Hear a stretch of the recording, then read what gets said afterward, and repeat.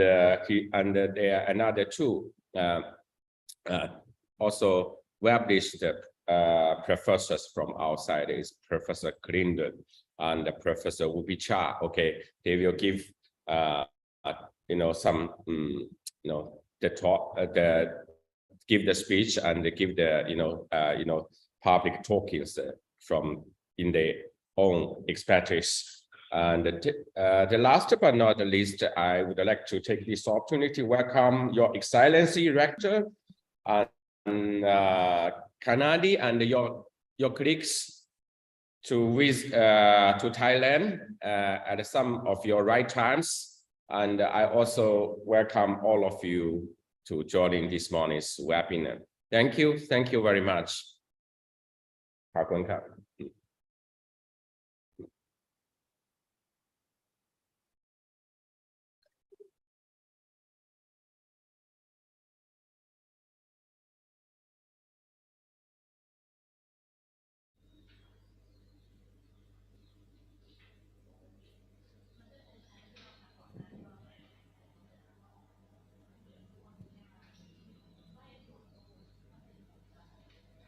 Thank you very much, Dr. Yao Ping Liu. I think there is a signal problem back in Indonesia. That is what we call digital disruption. Yes, this is a very good example. So timely for our topic this morning. That's how the digital disruption explained in one disconnection problem.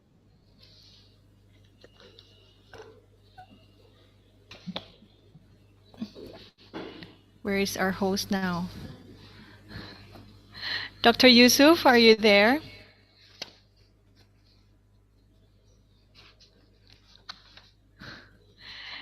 Okay, I think the next, after the welcome speech of Dr. Yao Ping Liu, ISIC Director, we will have the speech from Dr. Marlon, right? Is it right, Dr. Marlon? Do you have the schedule for today?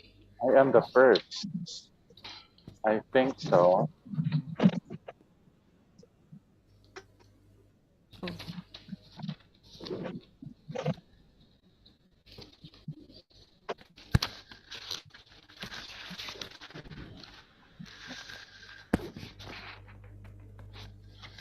Yeah, right. Why won't we just go ahead? Okay. We will continue. Okay, so session 1, we will have Dr. Marlon Rael Astillero and Dr. Wutichat Sontonsma. This is from the ISIC Management Science Program. So I'd like to call on first the head of the Management Science, Dr. Marlon Rael Astillero. Thank you very much, Jan Ada. I'd like to request the host to allow screen sharing, please. Because the host disabled participant screen sharing. Wait.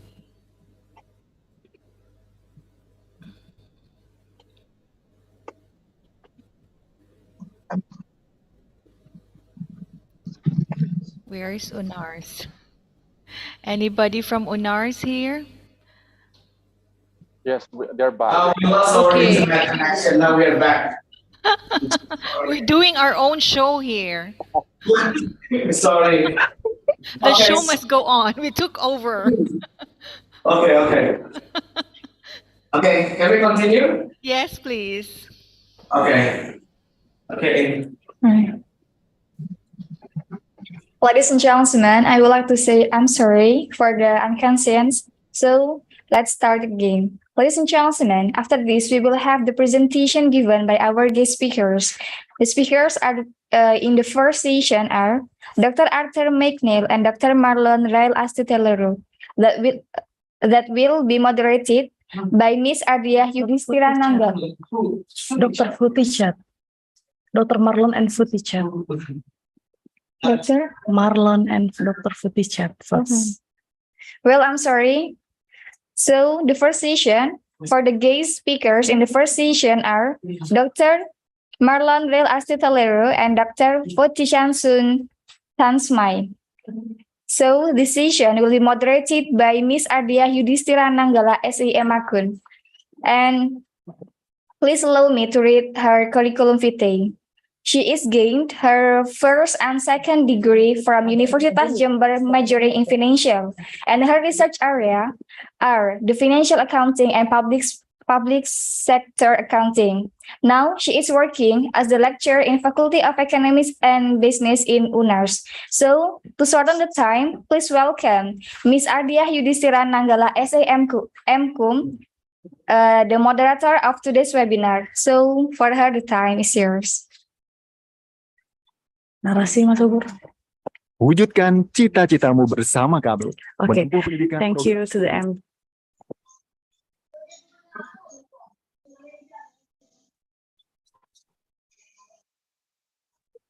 It's all set? Yeah. Okay. Okay. Yeah. Thank you to the MC for the warm introduction and welcoming speech. It's an honor to me to be able to get in this spectacular event hosted by Department of Economic and Business and Department of Letters. Assalamualaikum warahmatullahi wabarakatuh. May peace be upon us all today. Good morning. Good day all our participants from Indonesia, Bangladesh, Cambodia, Thailand, China, and others. Gratitude and thanks for the blessing that we receive so we can gather here today on virtual connection. And we hope that all you are in the good health and high spirits so that you can pay close attention and following this webinar until the end of the season in this event. First of all, I would like to say an honorable mention to Bapak Dr. Andes Ece karena di MSc as Rector of the University of Abdurachman Saleh Situbondo and Vice Rector. Then also to who helped the continuity of today event, I can mention one by one. I'm sorry, the lecturers, officials, students, and all the participants who already joined with us in this wonderful event today. Okay, ladies and gentlemen, we're entering a panel session. We have two speakers in this session. And first of all, I would like to introduce our first speaker. He is from Department of Management Science Master and PhD program. He is a people person whose passion for teaching is only rivaled by his passion for travel. He believes in the importance of the quality of instruction, but likewise believes that learning only happens when the teacher creates the right environment for students to flourish. He treats his students as partners in the learning process, encouraging them to be active participants in their journey to discovery. He earned a doctorate in management in human resources management from the University of San Jose, Recoletos in 2014. He is currently the Assistant Director for Academic Services and Research and concurrently the Acting Program Head of Department of Management Science Master and PhD Program. Please welcome Dr. Marlon Rel Astitelero. Good morning, Dr. Marlon. Good morning, Sawadee from Bangkok. Greetings from Bangkok. Terima kasih banyak for the kind invitation, friends in Indonesia. I'd like to request the host to allow us to screen share. Oh, yeah. Okay. Okay, Dr. Marlon, the time is yours. Thank you very much. Our friends from Universitas, Abdurachman, Saleh, Situbondo. Again, terima kasih for the kind invitation you have extended to the Institute of Science, Innovation, and Culture. So thankfully, the fact that we are here today, so it means you have all survived the digital disruptions in our respective industries. I will be here together with my esteemed colleague in the Department of Management Science, Associate Professor Dr. Woody Chat. You can call him actually Dr. Woody, who will be the if I may say, main speaker between the two of us. So the idea that we survive this digital disruption simply validates the claim often attributed to Charles Darwin that says, it is not the strongest of the species that survive, nor the most intelligent, but rather the one most adaptable to change. Because if you do not adapt to change, you belong to the Jurassic era. As we entered into the so-called fourth IR, or they call it Industry 4.0, or what is commonly referred to as the Industrial Revolution, so we can really expect disruptions, and change will become inevitable. And in every revolution, there will always be a disruption. Actually, the disruptions happened long time ago, maybe in the late 1980s to the early 1990s, when email became mainstream, or became a common way to communicate in organizations, in offices, and even personal email. So, but it is only in the past 3 years that we came. It is only in the past 3 years that we came to the realization that the world really has changed, because the digital disruptions have become more personal, or they have affected us, our lives, our work, our interaction are affected because of the pandemic. And then we realize this is the way things are going to be in the future.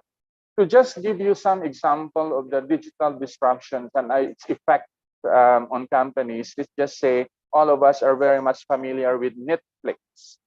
Netflix changed the way the viewing habits of people around the world because of its video on demand, the online streaming. You can watch your favorite K-drama anytime, anywhere you are, for as long as you have an internet connection. It changes our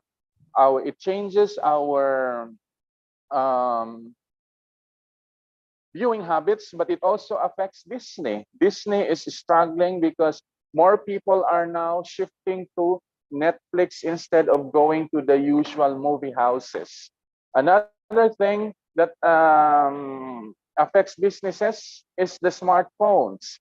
Telecommunication companies that used to rely on paid calls,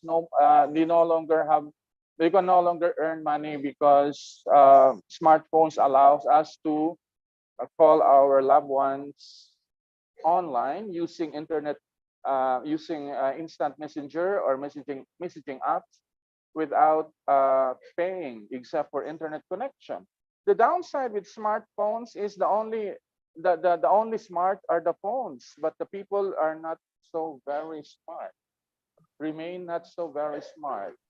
Another thing here that disrupts the retail industry is the Lazada and Shopee. These are examples of collaborative commerce. Now, there are even companies that deliver goods through the use of drones. And if they are going to be mainstream delivery used by drones, it will also affect logistics companies in the future. Of course, when the pandemic sets in, the landscape have changed as well. The way we teach our students, online distance learning, on education and demand is also becoming more and more mainstream. And if I may say, this is going to be the education of the future. You don't need to go to school in order to learn. Along with the online distance learning is the proliferation of online references. You don't need to go to physical libraries to do your research or to gather reference materials. And I think for most of us here, since we are in the academe, you are probably very much familiar with Chat GPT. So it somehow rocks the academia because now students can just uh, go online and find answers to the questions that you're to the assignments, to the homeworks that you're giving to your students, and the Chat GPT will do it for them. And now Google is also incorporating this particular feature in the Google app that we are using, or the browser that we are using. So it's going to be a challenge for us in the academe because we could no longer identify which one is student work and which one is probably done through artificial intelligence. So moving on to the other disruptions, also the Airbnb, the online lodging that we are probably all familiar, especially those who are traveling. Hotel and accommodation industries are also very much affected with this kind of setup, especially in the advent or in the time that the travelers now opt for how do you call that, budget travel, and they will find, and more travelers now want to experience grassroots tourism. They want to be part of the community. And Airbnb, some of the companies here, or some of the accommodations are owned by families, and they rent out a room. So those who are interested to experience local lifestyle can have it. Then, of course, WhatsApp and other messaging application is a cross-platform communication app that allows us to do our video sharing, video conferencing. You can send out messages or attachments or files. So this is also disrupting the usual telecommunication pattern that we have. Gone were the days that we have to go to a post office, send it through postal services, buy a stamp, or probably wait for a couple of days. Now communication happens as it happens, where it happens. Another one is Spotify. When was the last time you went out to a music store and buy a physical DVD or CD probably? Now you can see most of the music stores that we used to find, or we used to visit when we go out to the malls, are no longer there, along with those who are renting out movies and all this kind of entertainment CDs. Now we go everything online. So you can also see the death of this kind of industry because of disruption brought about by technology. Then, of course, when you are a gamer or you are into online games and all these things, we can buy some augmented reality, how do you call that, glasses or something, and it makes you feel like you are part of the game. You are really there experiencing it yourself. So it changes the way people actually entertain themselves.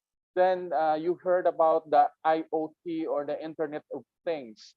You can actually connect everything with your remote, being your mobile phone only. You can open your gate using your remote control, your mobile phone as your remote control. And now there is even, I just happened to see to read online that there is now a cooking robot that can be connected to the internet, and then while you are driving on your way home, you can now program the robot to prepare the food for you. Then when you get home, food is there. So amazing. So of course, who doesn't know about Grab? Before, Grab is just about ride sharing. Now we have Grab Food, we have Grab Delivery. And Grab for now. Eventually, it will be autonomous or self-driving vehicles. There are now self-driving vehicles. You probably heard about Tesla.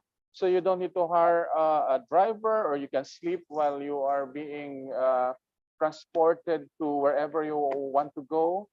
So that is how things are going to be. Grab slowly killed the taxi business. Taxis now are complaining that there are less and less people using their services. Then we go into the medical robots, which are now prevalent in some hospitals, and more hospitals are also taking advantage of this, because especially surgical robots and the advancement of medical robots also give way to a more personalized medicine, which is tailored for our individual unique genetic makeup. So this is not the future. We say the future is actually here today.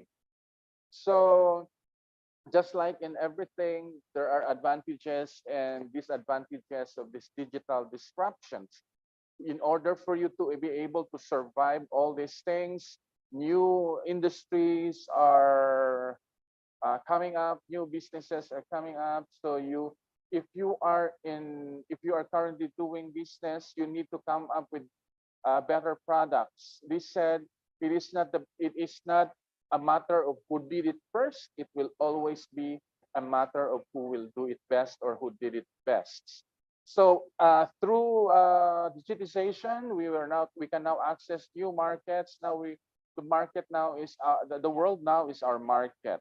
Of course, it helped improve our communication and better resource management, because there are several applications that can help us plan out for the future financially or logistically. And if we're going to adopt instead of being disrupted by the advancement of technology, then we can be assured of continued relevance. On the other side of the spectrum, of course, security and safety concerns will always be there. Once you have an online account, or once you have an online profile, you have to kiss your security or your privacy goodbye, because everything can be accessed now online. They will even know where you are right now if you turn on the location app in your mobile phone. Another one is there will always be a fear of job losses, especially for people who are not adaptable to change. The digital disruption will also mean financial disruption. So you have to learn, unlearn, relearn, reskill, upskill. Then the data security, that there will be data breaches, because as we know, people are getting more online. Everything is online, so people are more interested to gather more information. So there will also be a tendency to be overburdened with lots of work, especially that we can now bring our work, and so the concept of work from home is there. So sometimes, even if it's outside the working hours, so we have the propensity to still continue working until, like, for example, maybe 8 o'clock in the evening, when their usual working hour is only until 5 o'clock or 4:30.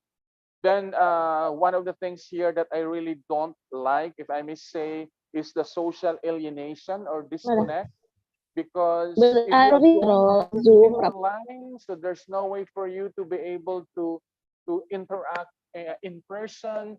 So everything is more mechanized or mechanical. And lastly, if you are not going to be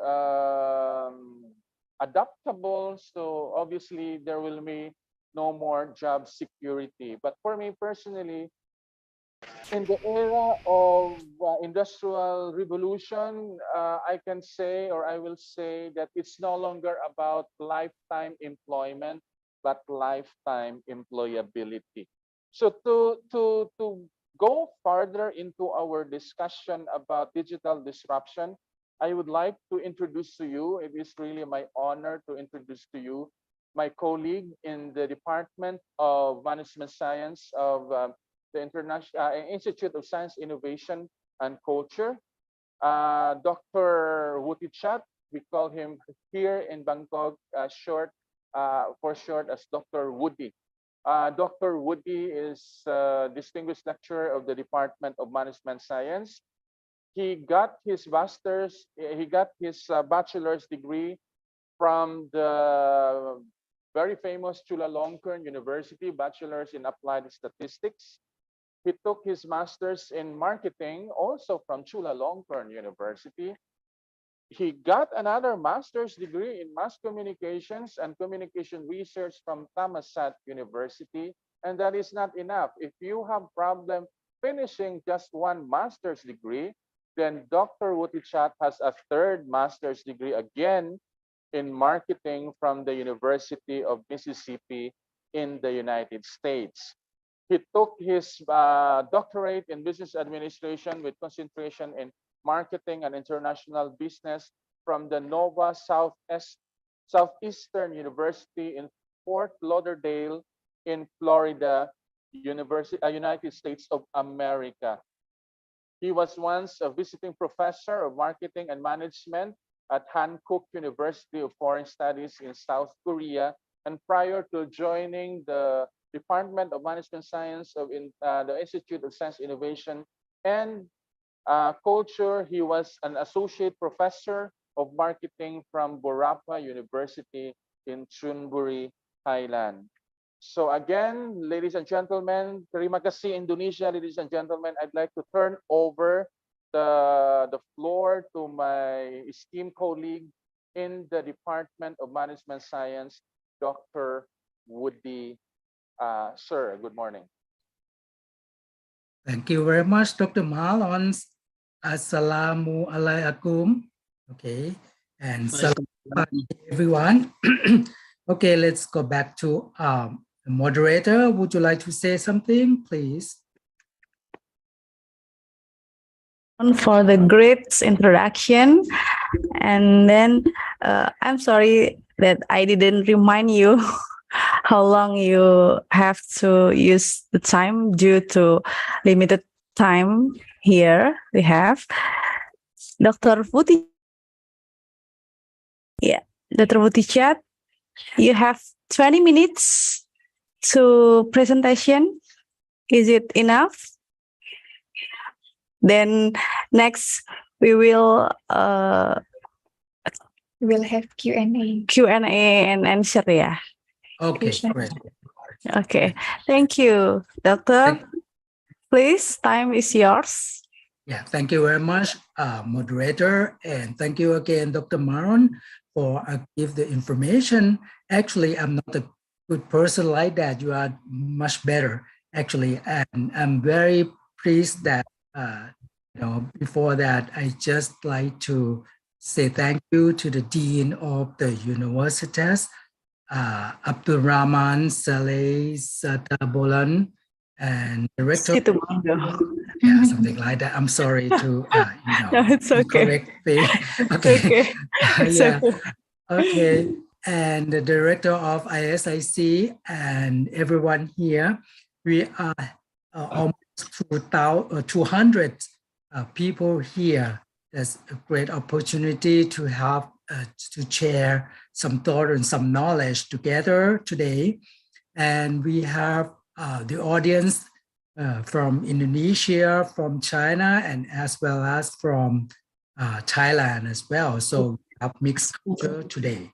Okay, I'm going to run off my PowerPoint presentation. As Dr. Maron said, I just have, information, and I'm not going to go over all of my information that I have. If everybody need my PowerPoint presentation handout, please let me know. I'm gonna, send to everyone as soon as possible. And first of all, just call me Woody.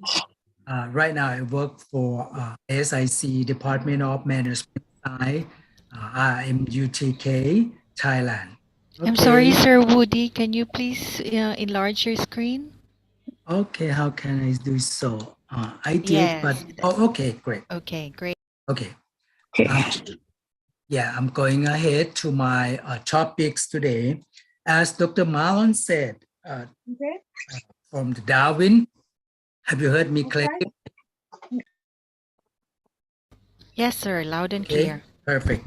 Okay, thank you so much. Appreciate that. And as Dr. Maron said, that everything is come from a disruption. Actually, everyone's supposed to, make some change and adapt every daily life or every people life to go to the new change or new that we call disruption, especially nowadays is digital disruption. As Charles Darwin, he is a biologist in naturalist or something like that.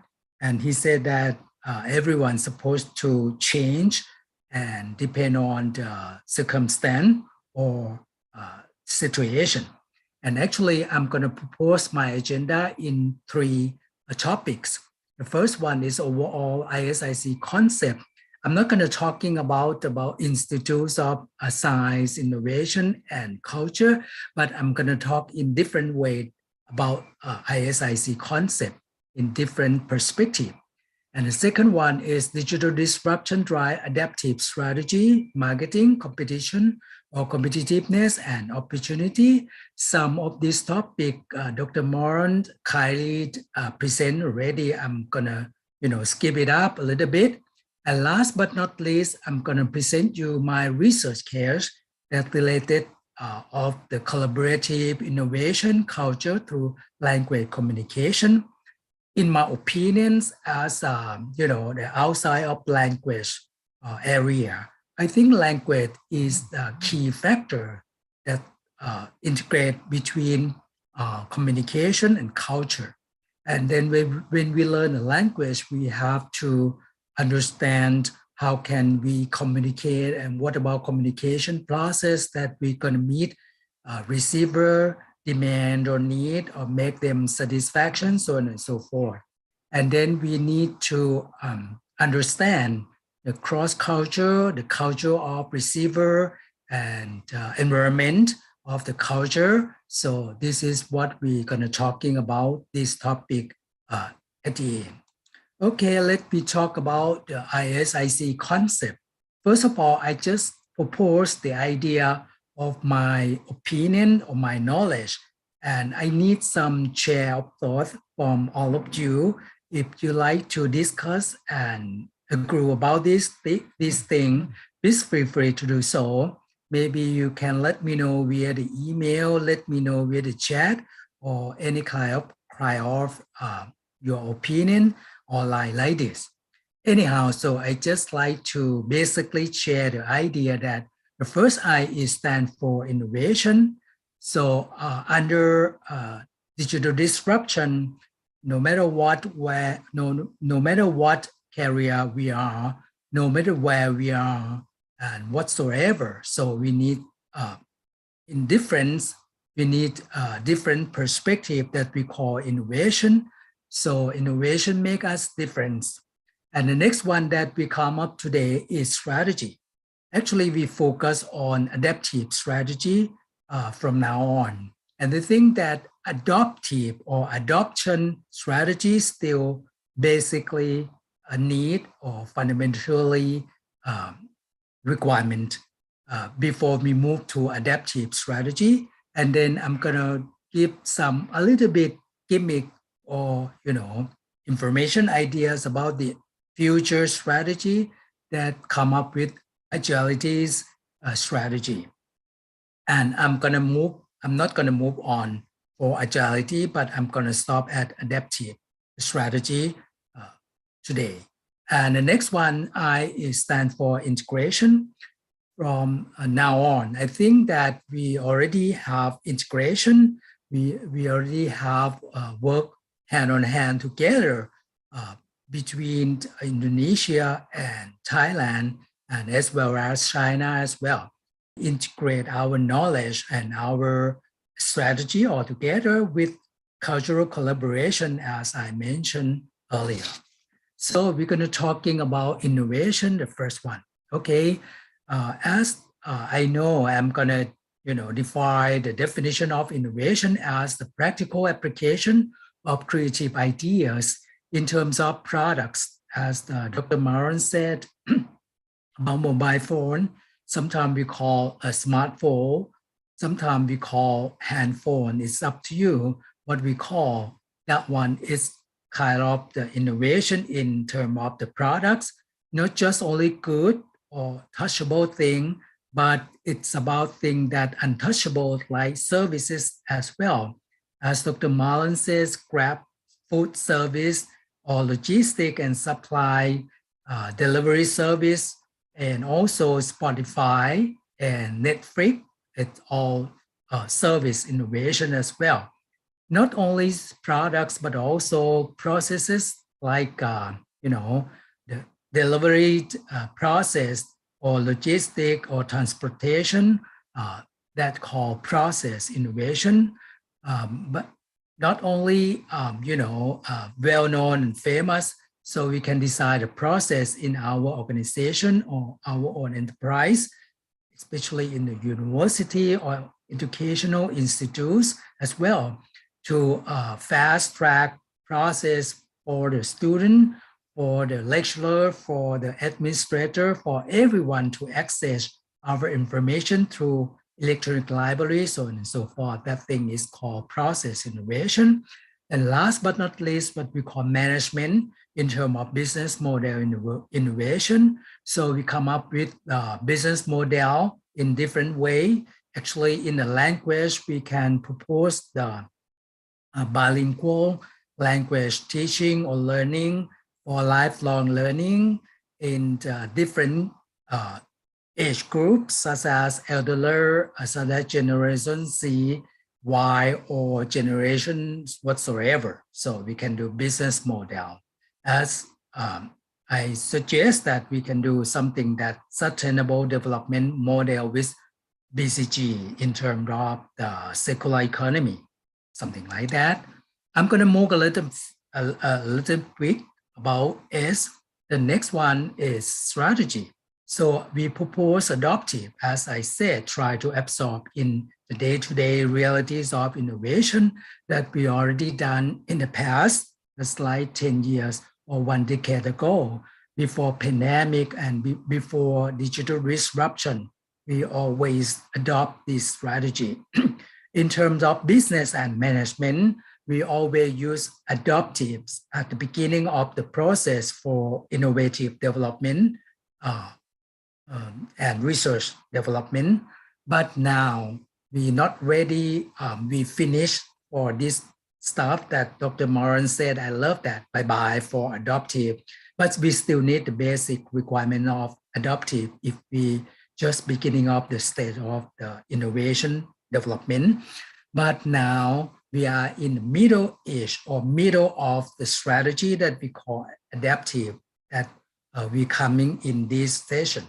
So adaptive strategy start with a bridge from what we do today to what we are going to do tomorrow in the future. So we can call that is the future strategy. And the next decade that we realize that it's going to move on, especially for a startup, the business or the firm that working on the future technology, they have to come up every single minute of the times that we use agility strategy, mixture between an adaptive approach and a good handle on adoption. That's called flexi opportunity-based approach. But from now on, I'm going to focus on only adaptive strategy. Last but not least, I'm going to propose about integration. I propose 4 key points for integrative success. First is encourage all participation by encourage everyone to contribute their idea as this session. More than 200 people attend in this meeting that is going to be initiated, a starting point for cultivate,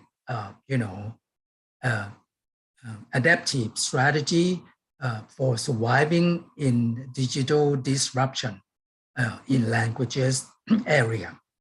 And also constantly incorporating learning. It means that iterating our strategy, do again and again, over and over, repeat again and again to respond to change as they occur and whenever new information become variables.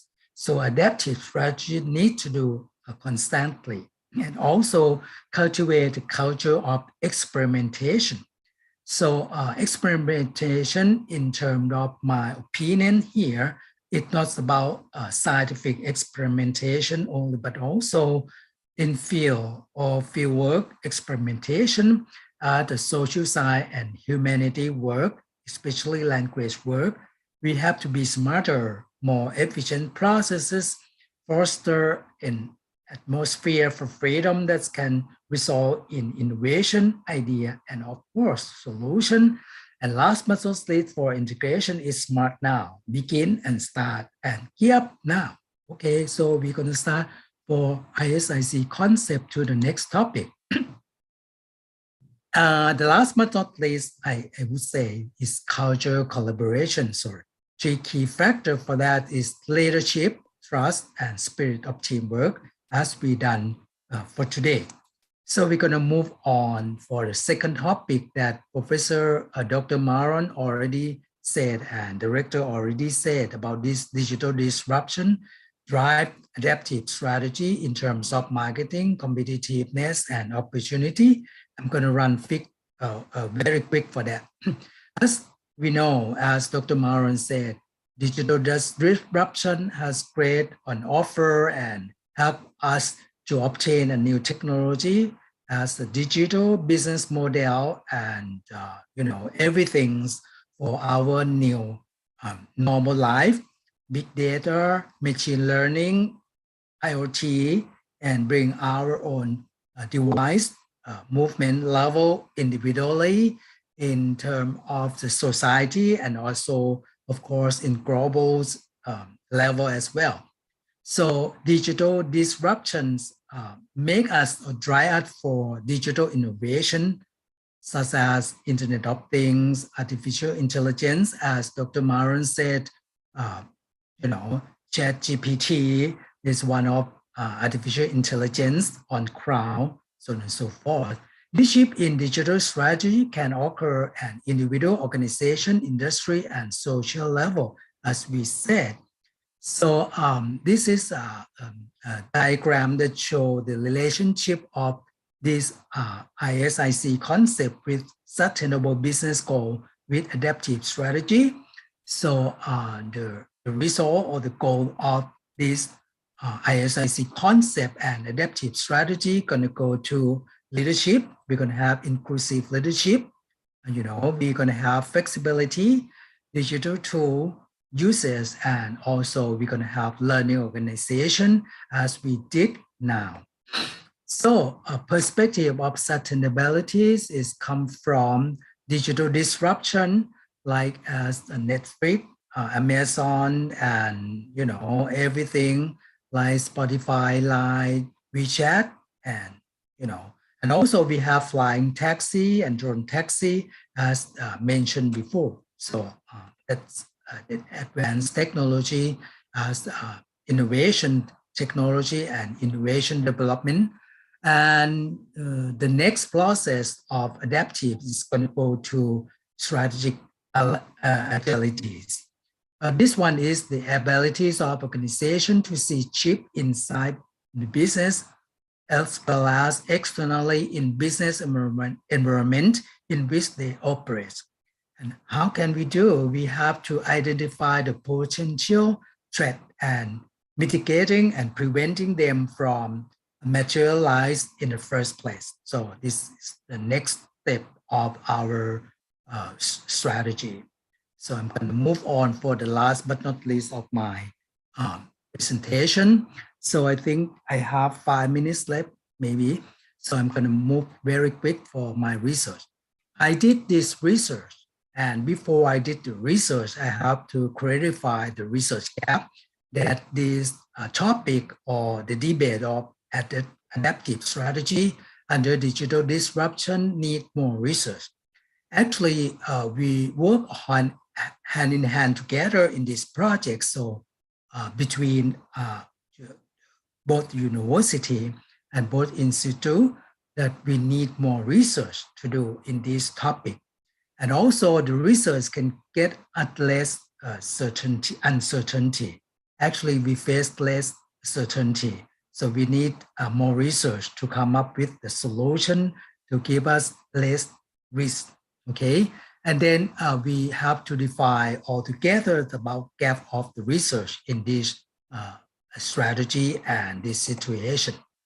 And also the challenge for this research is needs of different stakeholders, just like cross-cultural circumstance, different value system, different culture, different value, multiple dimension of sustainability. Even we adopt from United Nations sustainability 16 key point or key indicator, but sometimes it's not enough. Sometimes some indicator doesn't work in our culture, our country, our region, or something like that.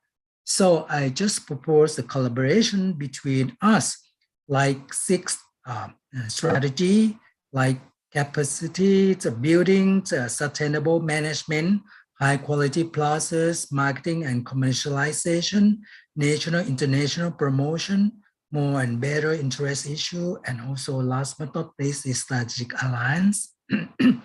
So first of all, my project is related to demand side effect and also supply side effect and capitalized network clustering. And I propose that we are supposed to work together as a research and conference collaboration in the future or from now on. And I just like to present my topic of my research that called integration, innovation, and collaboration that in terms of clustering with adaptive strategy in small and medium enterprise. And I learned that you have the School of Business and Economics.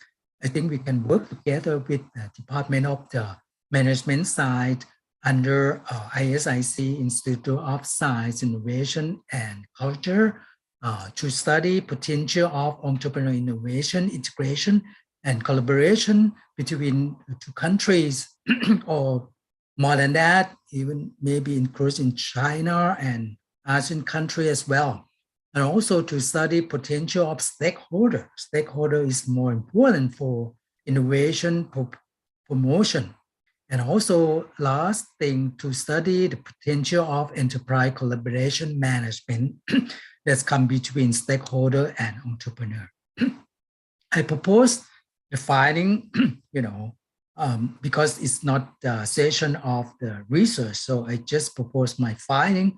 So this come from my findings. It's a triangle of the sustainability management. So I propose 3 things. The first thing, 6 things. First thing is key player, 3 key player. First one is entrepreneur, and the second management, and the third is stakeholder, support by 3 systems that we call value chain system, research and innovation development system, and last but not least is government agency support system. So I'm gonna go along with these 3 things. The first thing that we find out is innovation through leadership and human capital management, as we mentioned before. So we come up between 2 key players, entrepreneur and management, achieve with linkage and support by research and innovation development system, for 2 key players for achieve our goal in sustainability development. And sustainable goal consists of efficiency of management, collaborative management, and integrative clustering management.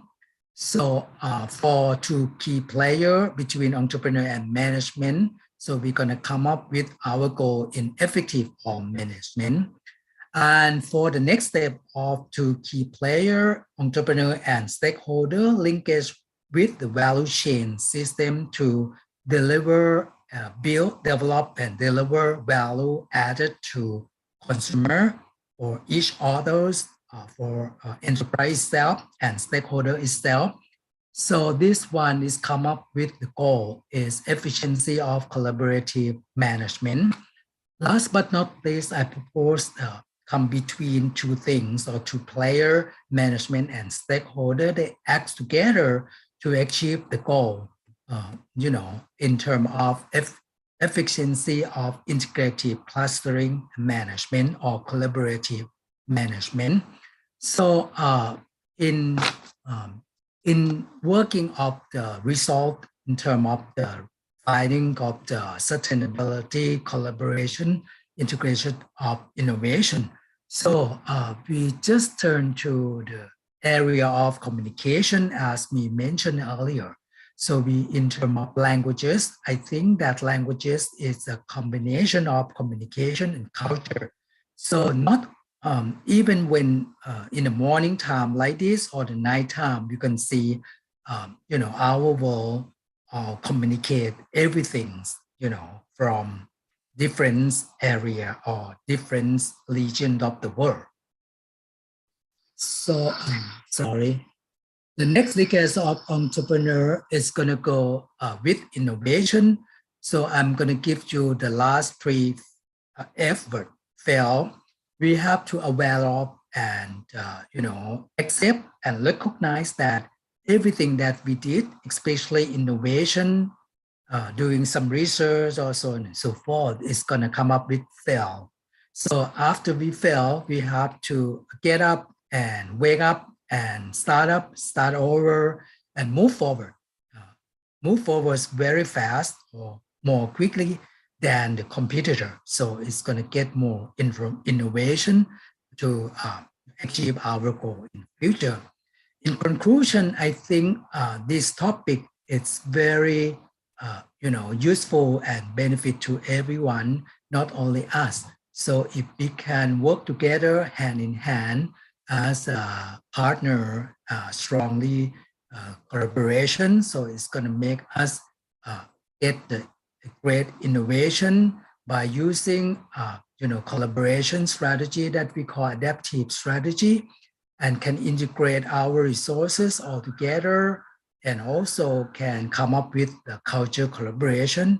It's going to be a great benefit or outcome or key result of our presentation today. Okay, by the way, last but not least, I just like to have a question and answer if we have time. If we don't have time, we can move ahead and move forward. Thank you again. And thank you everyone. สวัสดีครับ ขอบคุณครับ Okay. Thank you, Dr. Wood. And then we're entering the question and answer session. I have maybe two questions here in the chat column. Yeah.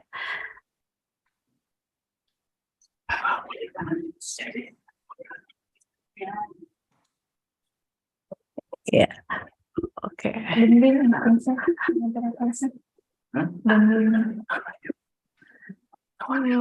Okay. The first question are from Riza. Yeah. Okay. I'm sorry, Tim. Could you please zoom in the question, Tim? I cannot read it. Either way. Yeah. Good morning, Dr. Marlon and Dr. Budi. I'm Riza from UNAR, Indonesia. I will ask a question: how to apply our concept of digital disruption in the curriculum so that our student can be well prepared? Yeah, is it? Okay. Okay. Actually, Please, I give the Dr. chance to Dr. Marlon first. Would you please? Oh, yeah. Okay, thank you very Dr. much. Mala. Can you hear me? Dr. Woody, good morning. Okay, first is, actually the reality now is that we are preparing our students with work or jobs that are not even existing yet. So I think it's about time for the academe to really, before we make any changes in the curriculum, we have to engage the industry, because what happened now is that there is a mismatch between what the industry needs and what the schools are teaching. That is really the reality. So if we're going to make, I don't know if I'm answering the question, but if we're going to incorporate this one, whatever changes or whatever advances in technology in our curriculum, first is work with the industry experts. They know what they need. We are only provider of what we need. So if we do not provide them with what they need, there's a mismatch. That is why there's so many people out there who are working in a job that they are not capable of doing. Another one is invest in the right tools. We have to stop looking at tools or computers or upgrades as expense, but rather as an investment. This was highlighted during the COVID-19. Most of us in the academy are ill prepared. We are teaching, we have courses in computer engineering, we have courses in computer science, and yet if you look around the university, we cannot even go online immediately because we don't even have a learning management system. Okay. Another thing is that even if you have the best curriculum, if you do not invest in your human resource development, teaching something like a skill that our students we want them to acquire, it takes more than just reading books or giving assignments, giving essay assignments. So invest in the human resource development of your teacher, of our teachers. A skill. We cannot solve 21st century problems and challenges with a 20th century mindset. If you're going to incorporate and make our students more prepared for the future, it starts from within us. And it starts from collaboration with the people who need our students when they graduate. That is the reality. We claim that we are the best and all these things, but our students cannot even get into the industry that they want to join because they are ill-equipped. Because now everything practically is run by technology, and yet we are not happy with online thing because we want the students to be here. Because our teachers, our teachers are so used to driving a manual car, then they find it really very difficult to shift to an automatic car. But you cannot drive an automatic car using manual driving style because the mechanism is really different. So again, work with industry experts, get seriously their advice and incorporate it in whatever changes that you want to do in your curriculum. Thank you very much. Thank you for the great answer, Dr. Marlon. Then I will invite our participants to write down your question here to the chat column, or you can raise your hand for ask directly to our speakers here. Ladies, I'm sorry. Yeah. May I share something? Because I just got the question that they said, what should we as a student prepare for anticipate the impact of the digital disruption?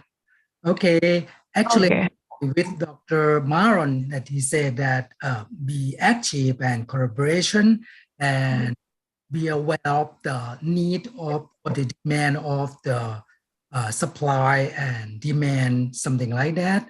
And for the students that, as our customer or something, so the thing that we should do, first of all, is love yourself, okay?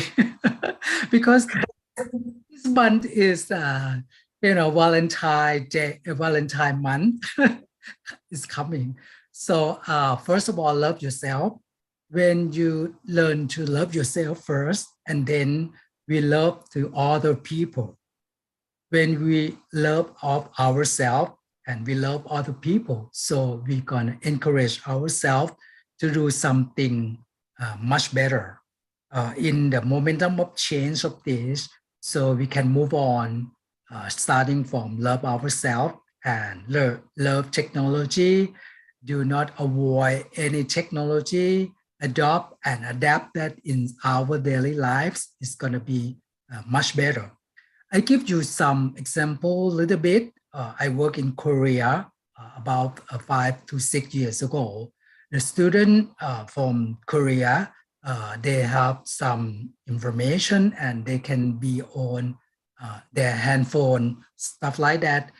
They can use the phone. They can use every single technology to help them to finish their homework and to get the information as much as they can, as well as they act moral and ethical behavior as well. So we can utilize the technology with care, as Dr. Moran said, care about cyberbullying, cyber security, so on and so forth. So, this is what I said. Whatever you are in different country or anywhere, so you have to love yourself first and then love other people and then use technology as appropriate, as your daily life. That's all. Thank you so much. Appreciate. Thank you, Dr. Ruth. Yeah, maybe another participants. Oh, okay. Due to our limited time here, so thank you for Dr. Malone for your presentation, for the great presentation. To Dr. Wood, thank you for the great presentation, Doctor. Then I will give some conclusion here. Digital disruption describes the change that happens when new digital technologies, services, capabilities, and business model affect and change the value of the industry existing service and goods. Digital disruption must be collaborated by language, innovation, and culture so we can develop ourselves and our environment. Thank you. Thank you. Then I will return to the MC. Assalamualaikum warahmatullahi wabarakatuh. Wujudkan cita-citamu bersama kami. Menempuh pendidikan program studi sarjana tentu saja menjadi impian kalian kan? Apalagi didukung dengan pelayanan dan fasilitas belajar yang memadai serta akreditasi B dari BAN PT. Itu bisa kalian temukan di kampus UNAS Situbondo. Dan ini dia yang kalian. Well, thank you very much. So let's start to the second session of this webinar with the two speakers are Dr. Dr. Arthur and Dr. Clinton.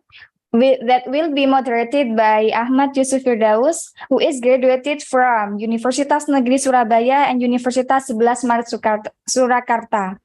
He is focusing on linguistics, and he is now teaching English at Faculty of Letters, Universitas Abdurachman, Saleh, Situbondo, and currently serving as the Dean of Faculty of Letters in Universitas Abdurachman, Saleh, Situbondo. So please welcome Mr. Yusuf Ahmad Firdaus. The time is yours. Wujudkan cita-citamu bersama kami. Menempuh pendidikan program studi sarjana tentu saja menjadi impian kalian kan? Apalagi didukung dengan pelayanan dan fasilitas belajar yang memadai serta akreditasi B dari BAN PT. Itu bisa. Hello, good morning everyone. Am I audible? Hello, can you hear me? Yes. I can hear you, sir. Oh, okay. Yes, we can hear you. Yeah, okay. First of all, I would like to thank the Master of Ceremony today and the Faculty of Letters and Faculty of Economics and Business for giving me a chance to become the moderator of this very interesting session. These collaborative events conducted by Faculty of Letters, Faculty of Economics and Business, and Institute of Science, Innovation and Technology. Sawadee Krap. that I would like to greet you all that way. I don't speak Thai, but I just, that's the only expression I know. Okay. Our topic for today. So we previously talked about the digital disruptions from the economics and maybe digital point of view. Now we are going to talk about digital disruptions in the point of view of language. Now we're having two great presenters. The first is maybe Dr. Clinton and then Dr. Arthur. Are you both here?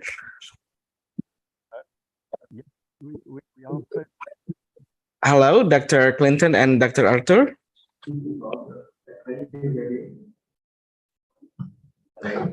Yes, we are here. Okay, Dr. Clinton. Nice to see you, Dr. Clinton.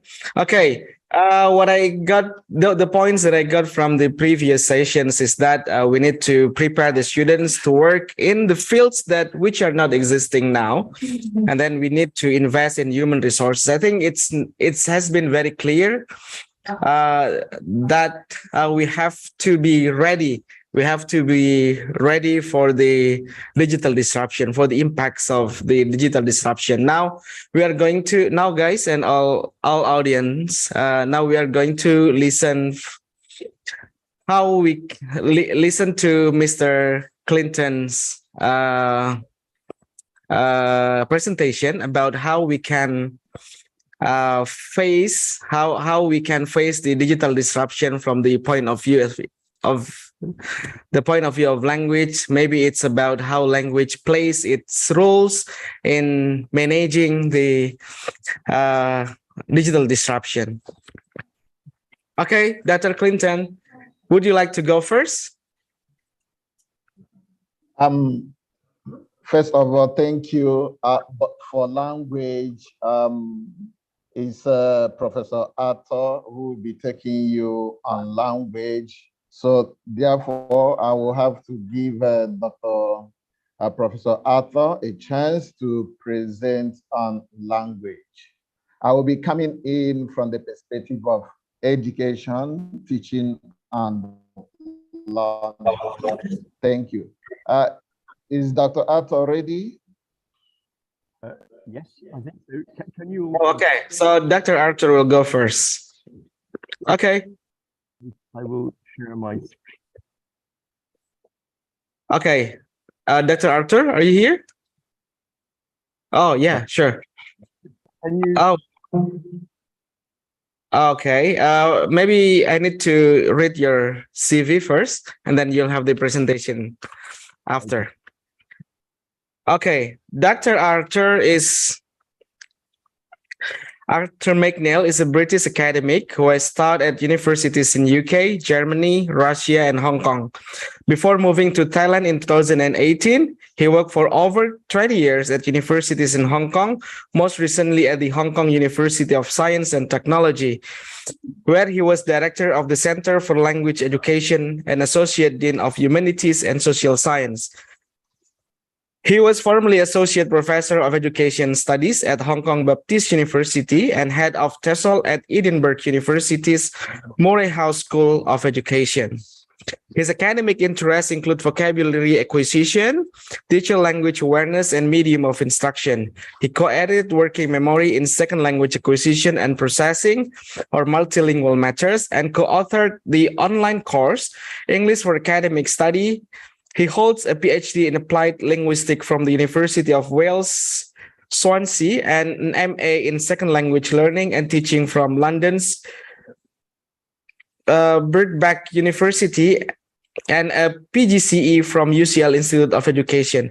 His first degree is an MA Joint Honors, French and German from the University of Glasgow, United Kingdom. It's amazing. Dr. Arthur, time is yours. We cannot wait to hear from you. Thank you so much. Can you confirm that you can hear? Yeah, clear. Thank you very much for your kind introduction.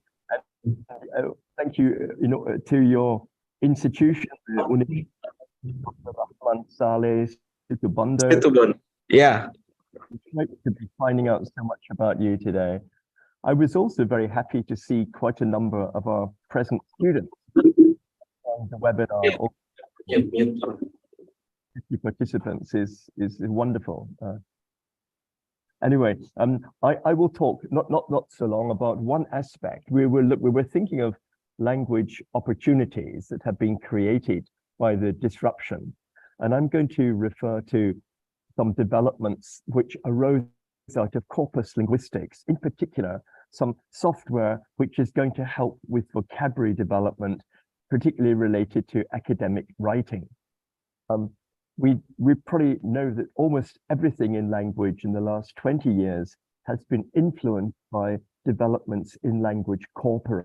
Every time you buy a new dictionary, you're told how many million words were in the database from which the dictionary was compiled. So I'm going to look at some of the vocabulary related software that has arisen and how we might use it, particularly how we might need to customize it to our own local situations. First of all, a little bit about vocabulary growth. As you can see on the screen, this is a graph which shows how native English speakers acquire English words. You see by the time they reach the age of about 18, they know about 20,000 words, about 20,000 word families. But we can see the progress, it doesn't happen in an even paced way. They learn small amounts when they're very small, but then learn enormous amounts, like 3,000 words a year during the teenage period.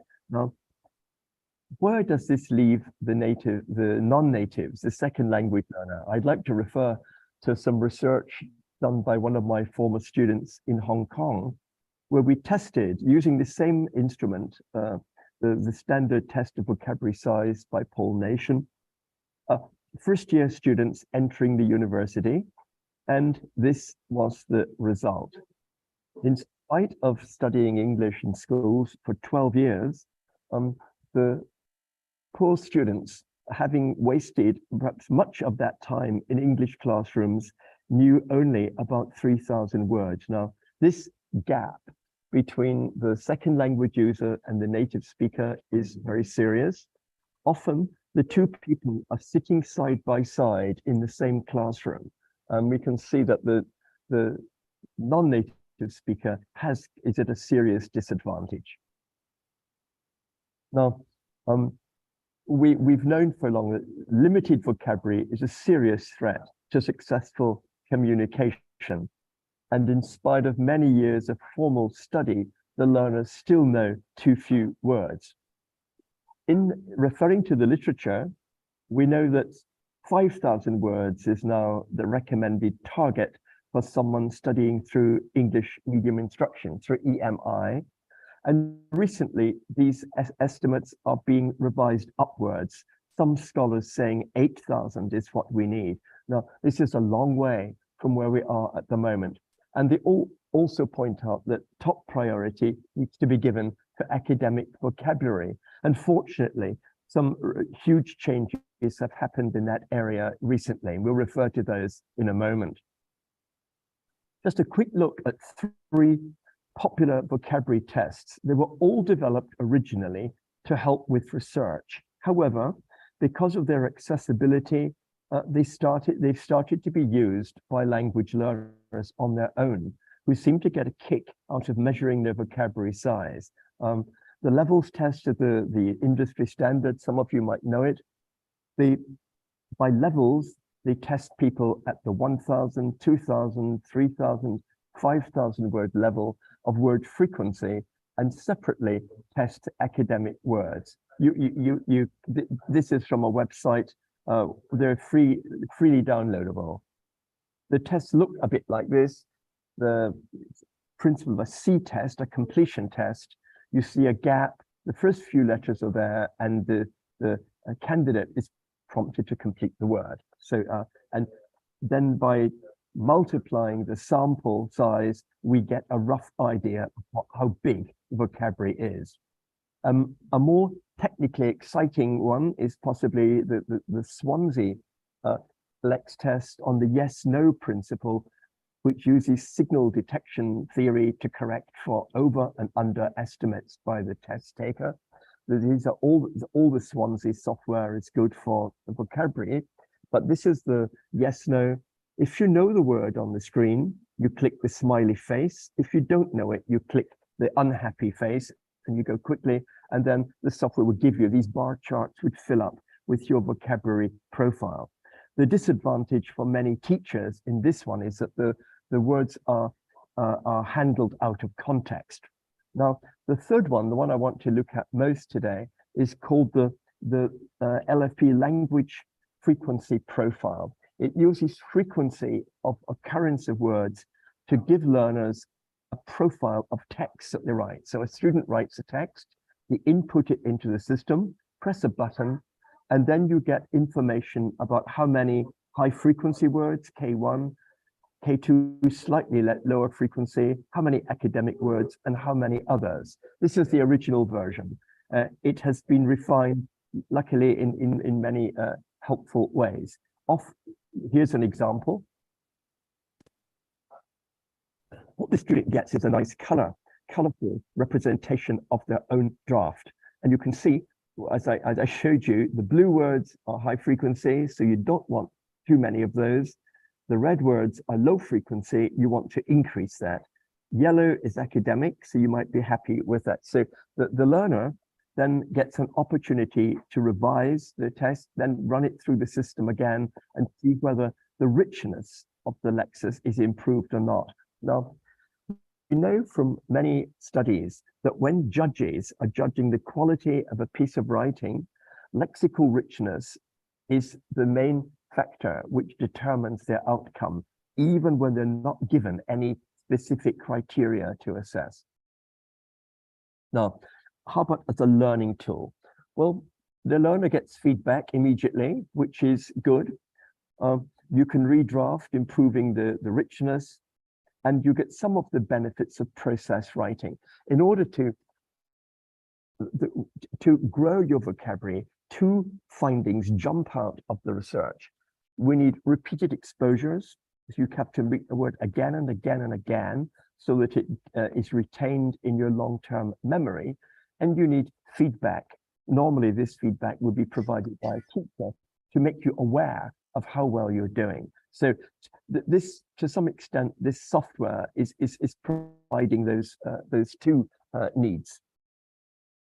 However, the original English databases was based on corpora, which were not developed for every international context. So often the database may need to be amended in light of local needs. So that's what I would like to say a little bit more about now. I was the principal investigator of a big vocabulary curriculum development for Hong Kong primary and secondary schools. And as part of that, we developed word lists for Hong Kong. And I'd just like to refer to some of the issues that arose. This is the master plan. We started with corpus data, but we got teachers to check the decisions because they were the teachers who knew a particular age group were in a good position to judge which words were appropriate to their learners. Curriculum experts also advised on what should become a vocabulary curriculum later. This was after the word lists were prepared. We prepared lots of materials to help teachers to teach the vocabulary well. And we did that by inviting samples. There are 4 key stages in Hong Kong. It follows the old British system: Key Stage 1, lower primary; Key Stage 2, upper primary; lower secondary; and upper secondary. So this is one of the key stage groups. They came into the university on a Saturday morning. We had a vocabulary teaching seminar. Then before they could leave, we ushered them into a computer laboratory where they were then asked, they spent almost an hour considering words which were flashed up out of we were using the British National Corpus, and they were asked, are these words suitable for the learners that you're familiar with? So they did a kind of yes/no test on that. And that gave us a rough score. Now he also referred to standard principles of vocabulary selection. These were the principles articulated by Paul Nation. So things like defining power, range, economy were also taken into account. I'm sorry, Mr. Arthur, you have 5 minutes left. Okay. What we found with we chose the British National Corpus because it was being well received in applied linguistics at the time. However, we didn't realize just how narrowly focused it is on English as used in Britain. So many of the words were not judged to be suitable, often for age reasons. If you were for primary, some of the words were considered too adult. But this is the shocking result. More than half of the BNC words at levels 3,000 and 4,000 word level were rejected as being unsuitable. So we have to be very careful which corpus you make we should have used a different corpus. But how should the frequency information about words influence the local corpus? Just a flavor. These are words, you might recognize them. Obviously, too colloquial for an academic curriculum. These were from the BNC. Some were very, very restricted in their currency. No prefixes used as words. Anyway, the final version looked like this. We had the 4 key stages. And then when it came to the academic word list part, we used, we dealt with technical things like word families. So we used some software to make sure that all the forms were in the database. But the new academic word list, do you know this one? NAWL. This is not the original one by Averil Coxhead from New Zealand. This was developed in Japan by Charlie Brown and his colleague, and consists of 2,000 words. And what is new about it? Well, it's based on authentic academic texts. Mr. Arthur, you have 3 minutes left. What you were telling me. I will. Okay. Authenticity is obviously, as we need to know that the students are going to meet those texts again in the future. The original list was based on course books, and not so many course books are used nowadays in universities. And let me see, just in case you think that this software might encourage abuse on the part of learners, here are some fancy texts written by students. They were asked to display their knowledge, deliberately use the words you used. Now, some of you may think this looks suspiciously like ChatGPT, but I reassure you it wasn't. It was produced by a real human being student who was just doing his best to display the words. And I think producing very, very impressive work all by himself.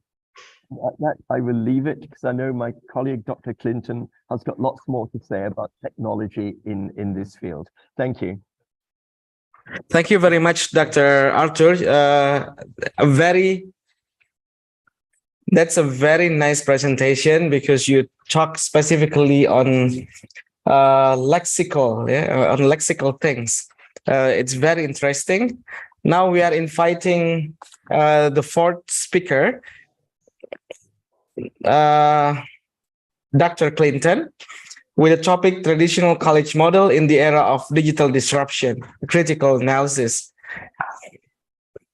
We'll have the question and answer session later after Dr. Arthur's presentation. Dr. Clinton's presentation, I mean. Okay. Thank you. Thank you for having me. Can you hear me? I can, yeah, clear. All right, thank you. Thank you to the organizers. It's quite an interesting event. As you rightly stated, I will be focusing on traditional model education in the era of digital disruption. So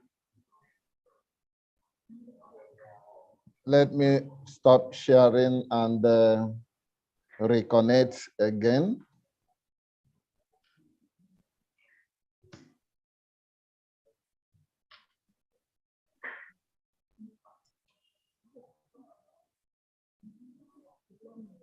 I hope you can all see my screen.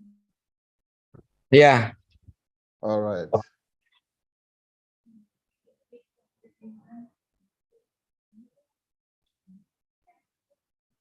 Okay. These are areas that we will be focusing. First of all, we will look at traditional education. From there, we'll go over to digital disruption and its impact on lectures, textbooks, and the cost of attending university. From there, we will look at, we will have analysis on skills and the competencies that are needed for the 21st century jobs. Okay, as we know everything about traditional learning, our traditional learning methods, we are based on schools, print medias, and the teachers, which means for you to enroll in education, you have to go to a particular school, enroll yourself, teachers will print materials, and the teachers will stand in front of class teaching and so on and so forth. Also, teachers convey education by use of notebooks and other textbooks. Libraries, your students have to go to library, sit down in the library or borrow books from the library, carry book and so on and so forth to their various rooms and tables. Also, knowledge and education were accessible most and the majority of the students, even those whom have access, they were also unable to understand current situations, things happening around their country. They find it difficult to understand the discussion because they do not have access to things that we are supposed to enable them. So that is the era of traditional learning, but things have completely changed. But before we go over to things that have changed, first of all, I want us to understand the ideas or the proponents of traditional education. Because they believe that the only way to really learn something is to sit in a physical desk in an actual schoolroom with a real teacher. They also believe that lack of lecturer or supervision could lead to an increase in plagiarism in universities all over the world. And one big concern about traditional education is because of how rigid traditional education is. It's not flexible. It doesn't give access to vast information. And because of that, students only know what their teacher taught them or what is in the textbook. And in the 21st century do not need such kind of training because a lot is happening and students, they are supposed to have that idea of what is happening around them. So because of that, we are talking about digital disruption. Before we go into fully what digital disruption is all about, I want us to look at the meaning of disruption itself. You know, by definition, I said disruption is viewed as a disturbance or problem, something that interrupts an event or activity or process, or negative, conjuring ideas of interruption or annoyance. But when we look at the definition of digital revolution or digital disruption, it is disruption, a radical change to an existing industry or market due to what?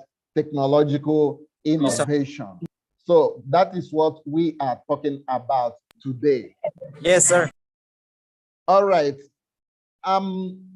Before I move on, the director of ABC Solar in the United States, he said no industry is immune to technology disruption.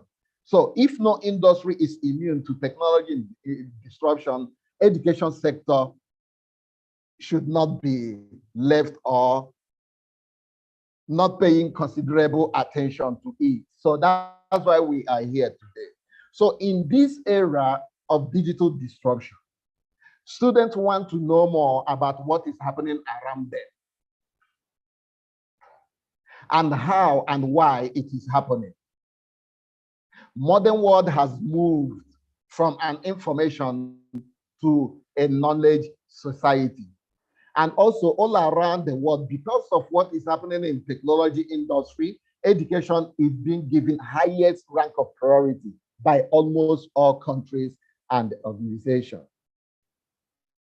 We have seen advanced inventions in technologies, and which has made education more accessible to those who do not have access before, which means with technology and technology interaction, there is no longer boundaries.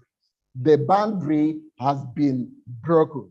Wherever you are, no matter who you are, you have access to information. You have access to education. So, and information is reaching each and every one of us as quickly as possible. At one click, you have every information that you need. And that is what the 21st century needs and what is all about. So let's look at some of the impacts on education, impact of technology disruption on education. It has improved teaching methods and tailored learning to the students, because technology enables teachers to provide teaching methods and tailored learning for their students. So you no longer have to come to class. Wherever you are, the idea of classroom is becoming an outdated thing. The idea of going to library, carrying tens of books is becoming outdated. Even the school itself, they profit from technology interruption because the amount of money they spend on physical teaching materials like printing, buying textbooks, and so on and so forth, they no longer need it. All they have to do is to integrate different kinds of technology that are necessary, and they reach their students wherever they are. Also, it has increased the efficiency of educational programs and maximizing lecturers' time. You as a lecturer, you don't have to be carrying books, calling registers, carrying chalks and whatever. With your laptop, with your cell phone, you have access to your students anytime, any day. With your tablet, all the academic data that you need is in your cell phone and your tablet. You send resources, you send materials to your students wherever they are. Also, students can experience more personalized content and enjoy greater access to university courses. You are no longer, as a student, students no longer relied on the courses that their universities are offering. You have access. If you're in Indonesia, if you're in Thailand, you have access to universities in Europe, in America. You read, you have an in-depth understanding of the topic that have been explained and exposed to you. If your teacher is not teaching well, you have access to other teachers all around the world. So as of the disruption, traditional universities, they are now facing competition from new digitally driven providers. Private universities, they are on the top, making use of technology, different kinds of technology. So public universities, they have started waking up from their sleep. They are now spending more on technology because if care is not taken, if they do not abide and follow what is happening, they may no longer have students to attend. And also, digital disruption has reduced cost of university, attending university for the students. You don't have to pay accommodation to live in the university. You learn from your home. You don't have to wake up in the morning and start waiting for taxi to take you to school. That money, you can use it for any other thing. You don't have to buy textbooks again because all the resources you need is online. So that is what is happening in education sectors. Online learning is now the order of the day. New teaching methods are out there. There is huge variety of new technologies which have increased availability of education to the rest of the world. For example, to give you an example of what is happening, the University of California offered 50 new courses from home networking and reaching 8 countries of the world, including 44 states in the United States of America. In the same California, Stanford University prepared an online engineering program for the very first time and give master's degree to their students in electrical engineering through online education system. Also, the Massachusetts University of Technology in Boston offers many online courses for graduates. So countless universities all around the world, they are buying the idea of new teaching methods, using online teaching methods, reaching millions of students all around the world, not only in their countries, but all around the world.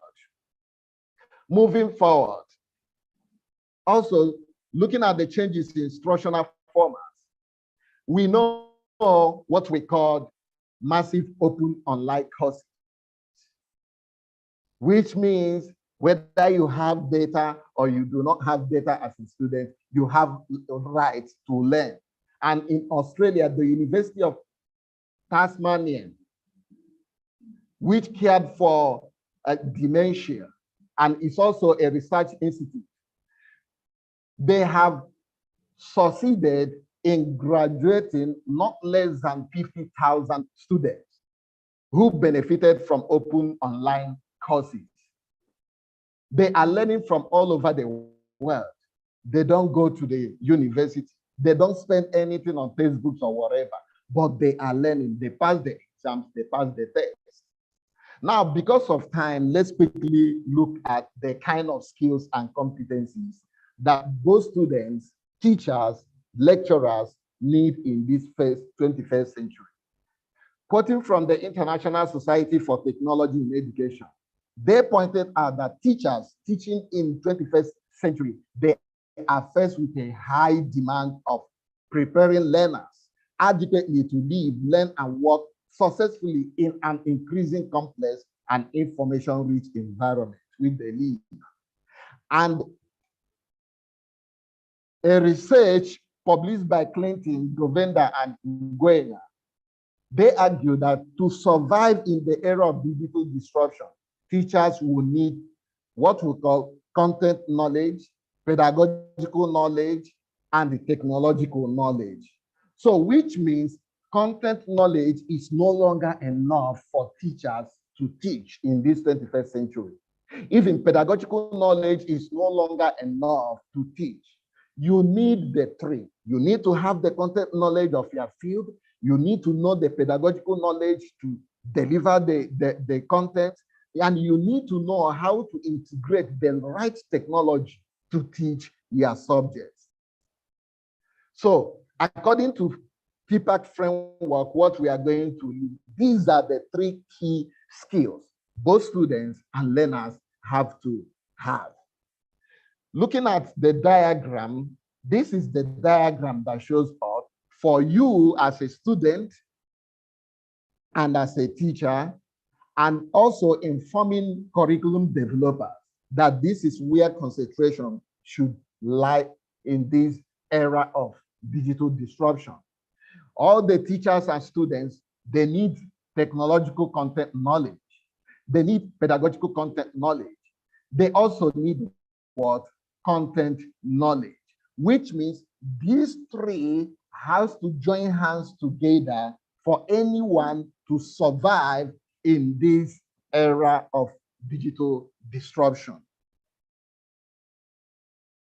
So by differentiating among these 3 types of knowledge, the TPAC framework outlined, content knowledge is what is being taught. The pedagogy is how the teacher imparts the content, which must form the foundation for any effective technology integration. So specific technology, which include both hardware, software application, and all the literacy practices, they are best used to instruct and guide students towards a better, more robust understanding of the subject matter. What are we arguing? What are we saying?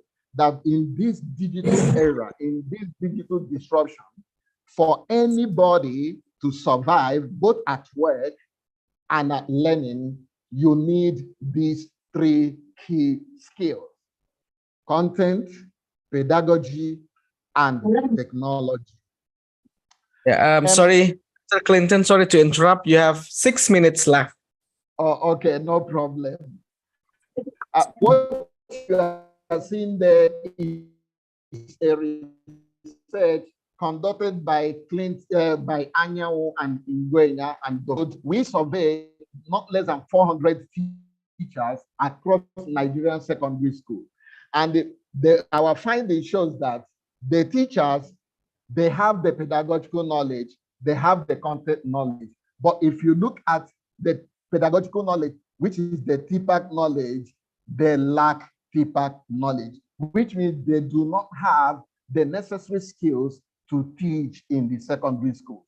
And we recommended training. Okay, looking at the impact, we have somehow looked at the impact because of time. So to conclude, ladies and gentlemen, all I have to say is there is a huge impact of technology disruption in the traditional education.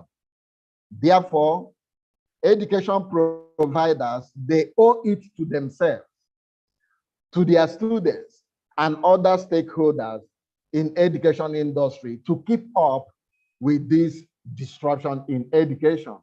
And if the system continuously embrace all the challenges and all as well possibilities of this digital age, one thing is certain, and which is the promise of a better and much cheaper education for our next generation. Thank you.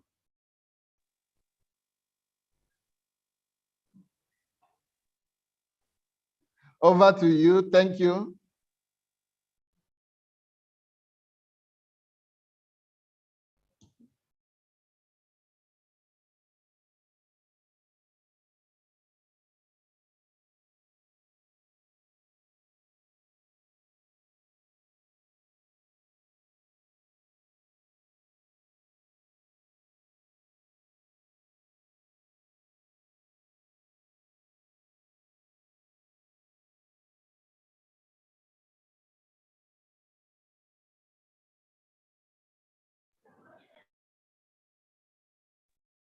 Digital disruption, Dr. Clinton.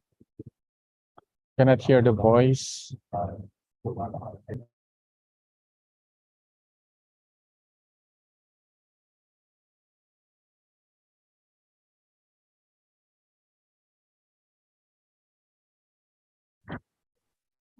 Okay, I will read the Over to question. you, It's in the moderator. chat box.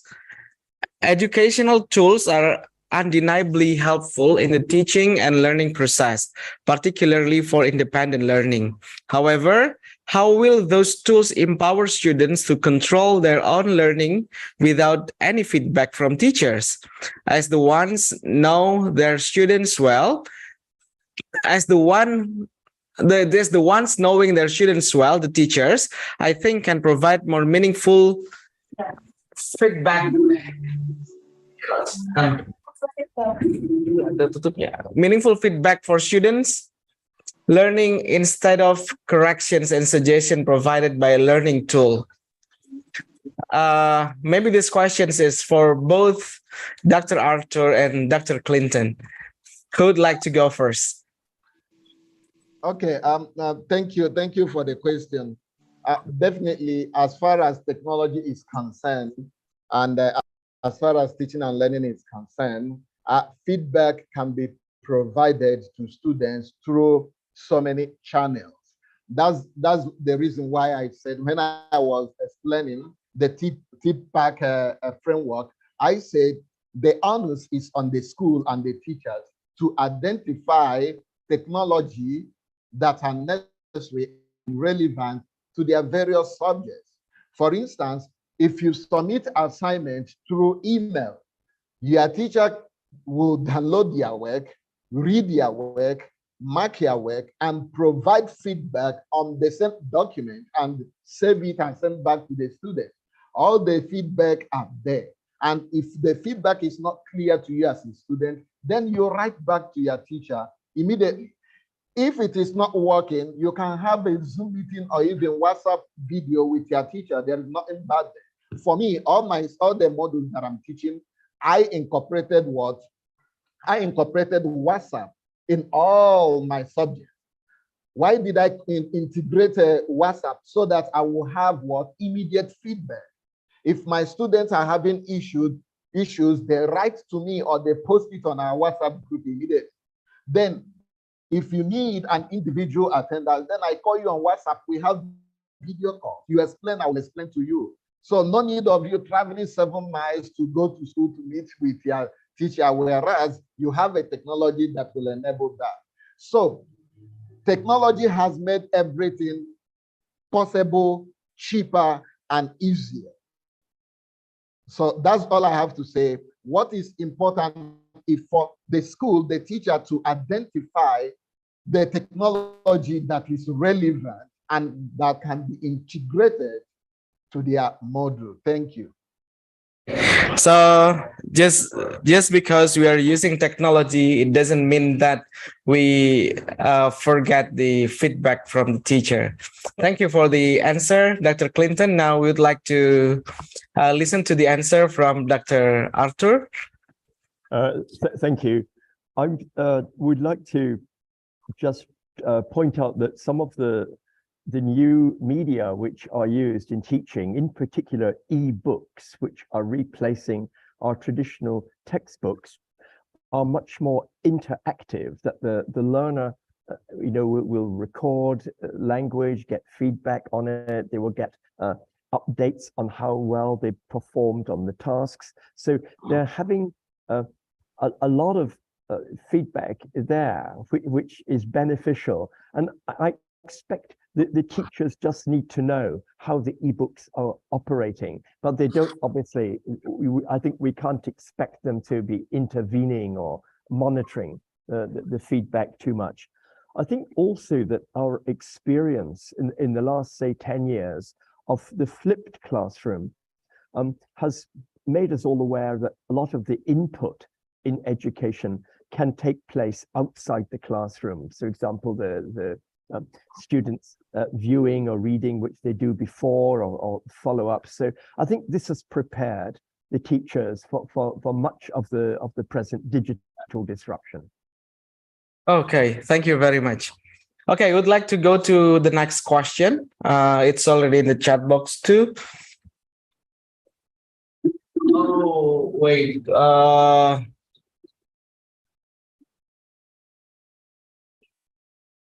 It's from maybe Yana. Royhan. Oh, we have several questions left, but maybe we can answer only one of them because of the time limit. Okay, let's go to Yana's question. We have been saving our data in the cloud. So when the internet is gone, we have nothing left. Due to COVID-19 pandemic, we are getting used to being online. Therefore, are we going to do Therefore, what are we going to do when we cannot access the internet anymore? Is this going a new normal in the future? Or maybe I can just mix the questions. And then the second question is from Royhan, Indonesia. This questions is directed specifically to Dr. Clinton. How much does technology influence language? Maybe because previously Dr. Clinton goes first. Now I'd like to invite Dr. Arthur to answer the question first. You are muted. No, Okay. Thank you. No, I'm less aware. Yana obviously has got great insights into what is going to happen in the future with the internet. I'm assuming that if we don't have access to the internet, that much of the data stored there will be downloaded somewhere. But I genuinely don't know, and I'm very grateful to her for alerting us to this possible crisis up ahead. The second question about was it language being influenced by the technology? Is that right? Yeah. How much does technology influence language? It has been influencing language for quite a while, particularly with social media. You know, the fast communication that people have with the sort of abbreviations and codes that they use. We all know those, but what our teachers have to remind their students is that different language is appropriate in different occasions, that the venue, whatever document we're producing, whatever the venue is, we need to choose the language that's appropriate. And I think with the digital media, we've been encouraged to fast, very casual communication, which should not be carried over into other more formal contexts. Yeah. Oh, okay. Thank you very much for the nice answer, Dr. Arthur. Now I'd like to invite Dr. Clinton to answer the questions. Okay. Thank you. First of all, I will go to Yana's question. Definitely, when we talk of technology, as I rightly stated, we are referring to both hardware and software. And I believe if you are a student or even a teacher, if you have a work you want to save online, maybe on Google or wherever you want to save it, you still have the same work on your laptop. So if you do not have network, then you will still open your laptop, which is also part of technology, and open it and do what you want to do. So it's difficult for any resources or any material that have gotten to any technology to be lost completely. So based on that, as the second question, we said how technology has affected the language. Definitely, as Dr. Arthur rightly stated, technology has affected language in so many ways. I don't want to go back to what he has already said, because the social media and so on and so forth, different kinds of terms and terminologies and jargons and coming up day by day. And also, not too bad of it, students or even learners, so many people are learning language with the use of social media in so many ways. So technology, whichever way you have looked at it, has disrupted a lot of things, and for better, not even for worse. So technology has done a lot and is still going to do. And like I stated, we have to get ready for the much more interruption coming on. Thank you. for the nice presentations and answers. Thank you, Dr. Arthur and Dr. Clinton.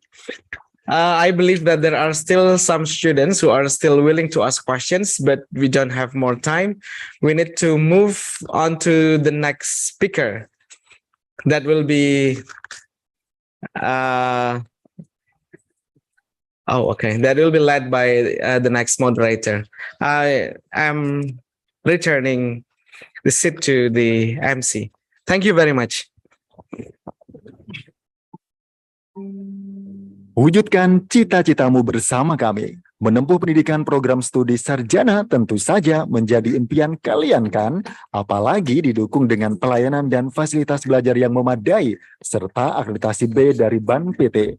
Itu bisa kalian temukan di kampus. Okay, thank you very much. So let's go on to the last session that we have speaker here for Mr. Aulia Lukman Aziz that will be moderated by Miss Nina Febri Novitasari. So she is graduated from Universitas Negeri Malang, majoring in English language teaching, and she is now teaching in Faculty of Letters, Universitas Abdurachman Saleh Situbondo. So, ladies and gentlemen, let's welcome Miss Nina Febri Novitasari. So the time is available.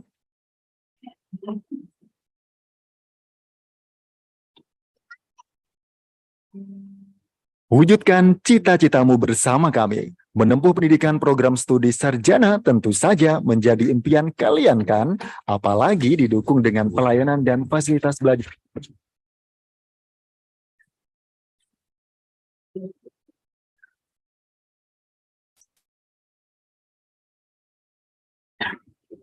Good morning, ladies and gentlemen. Welcome to the third session with me, Nina Febri Novitasari, and I will be your moderator for this session. And now in this session, we have Bapak Aulia Lukman Aziz. He is a lecturer of Faculty of Administrative Science, Universitas Brawijaya, Indonesia. And he has also been working as a public relations officer of the faculty since 2016.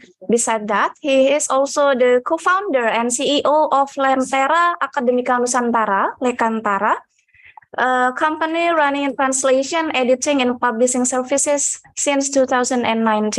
Bapak Aulia Lukman Aziz also has given services to more than 1,000 clients across Indonesia with his company. Okay. Today, in the session, Bapak Aulia Lukman Aziz will deliver some ideas on how language can help us survive through digital disruptions. Okay, ladies and gentlemen, without further ado, I would like to give the time to Bapak Aulia Lukman Aziz. Bapak Aulia Lukman Aziz, time is yours. Right. Can you hear my voice well? Yes. All it's right. clear. Thank you very much, Miss Nina Febri Novitasari. Bismillahirrahmanirrahim. Assalamualaikum warahmatullahi wabarakatuh. Good morning, ladies and gentlemen. I'm so proud to be here today in this cloudy morning here in Malang City, the city where I live and work. And I would like to send my warm regards to all the speakers here, Mr. Marlon Acelero, Dr. Clinton, Dr. Arthur McNeil, and other speakers who I haven't watched because I'm right now I'm having a panel of experts from the Aquas accreditation institution from Germany. So in the middle of the visitation, let me try to share something with all of you. So my name is Aulia Lukman Aziz, and now I would like to talk about the digital disruption and how language can be a solution for all of us. Okay, allow me to share my screen. Wait a minute.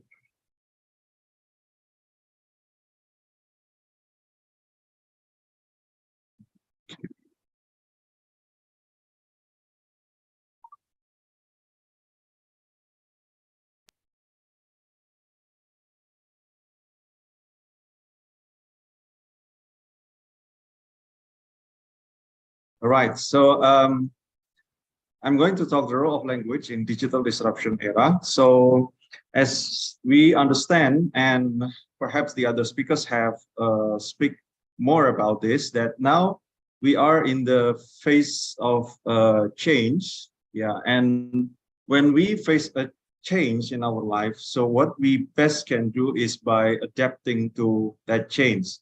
I remember that in the old time, when I was studying in my bachelor degree at Universitas Negeri Malang with Miss Nina, this is my college mate, yeah, at the time, there was no WhatsApp, there was no social media.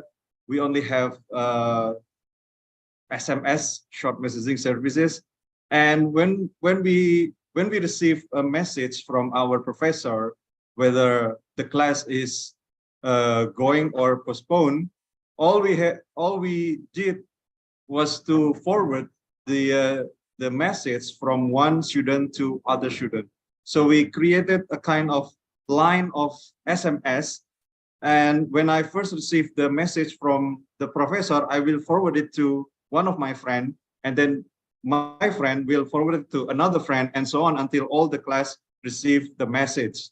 But now we have WhatsApp, we have Telegrams, we have other sharing applications.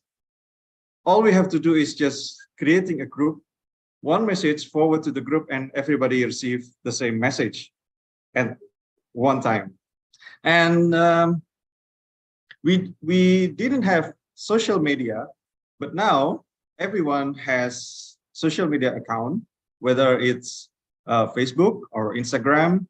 Back in 2016, sorry, when I was first assigned as the public relations officer in my faculty, we have a Facebook account for my faculty. But now, since the emergence of Instagram, now we created an Instagram account, and we move our sharing of information and news from the faculty to the students by using the Instagram. So we have to be active more in the Instagram now.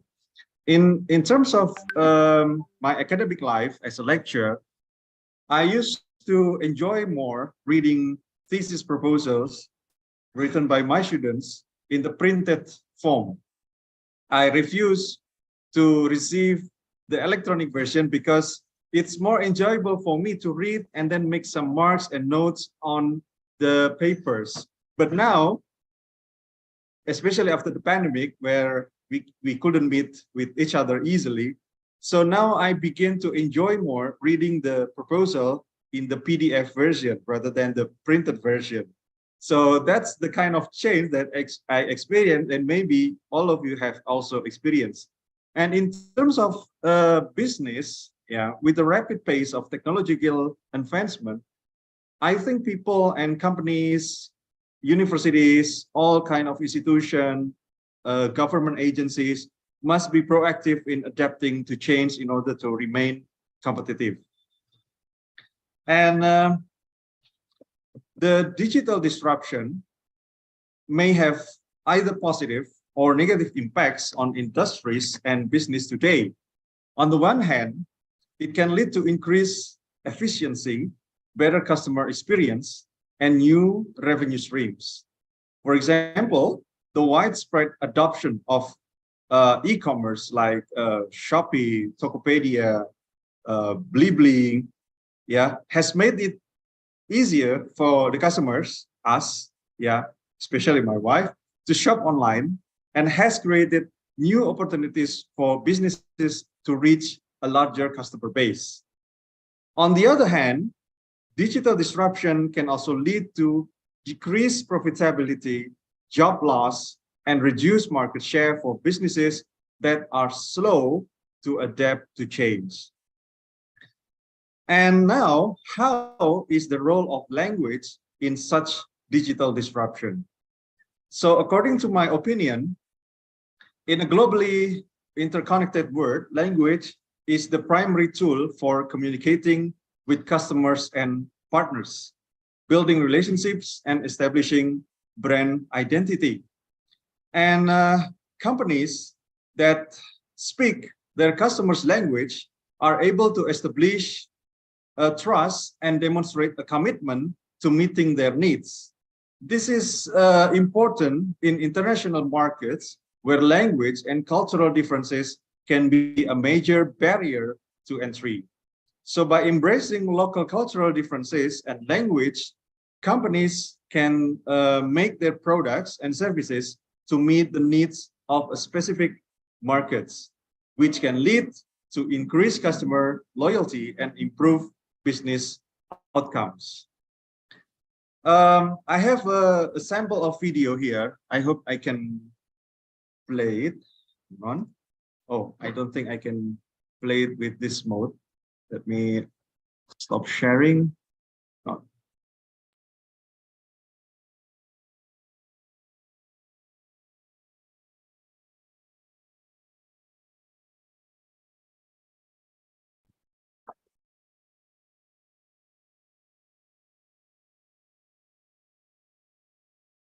This is the video when former president of US, Barack Obama, first came to Indonesia. You know that he used to live in Indonesia when he was 4, I guess, for 2 years. And now he came back to the country that has a small role in his life. And, you know, I think most people in the world became to like him, including people in Indonesia. So this is the first time when he came back to Indonesia as the president of United States. And I would like to take on 1 minute of his ini kita coba lihat lagi. Baru saja kita tunggu-tunggu Presiden Amerika Serikat. Sosok yang sangat karismatik. Iya. Mungkin kita dengarkan dulu audio. Wait, can you hear the voice? Oh yeah. No, it's muted. Oh, wait a minute. Okay. Wait a minute. This is another way to adapt the change. Yeah, we have to get used to using Zoom and PowerPoints. Okay. Ini sudah terdengar atau belum ini? Is it okay now? The voice? Terima kasih. Thank you so much. Thank you, everybody. Selamat pagi.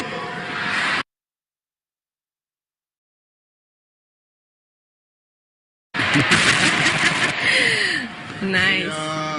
It is wonderful to be here at the University of Indonesia, to the faculty and the staff and the students, and to Dr. Gumilar Rusliwa Sumantri. Thank you so much for your hospitality.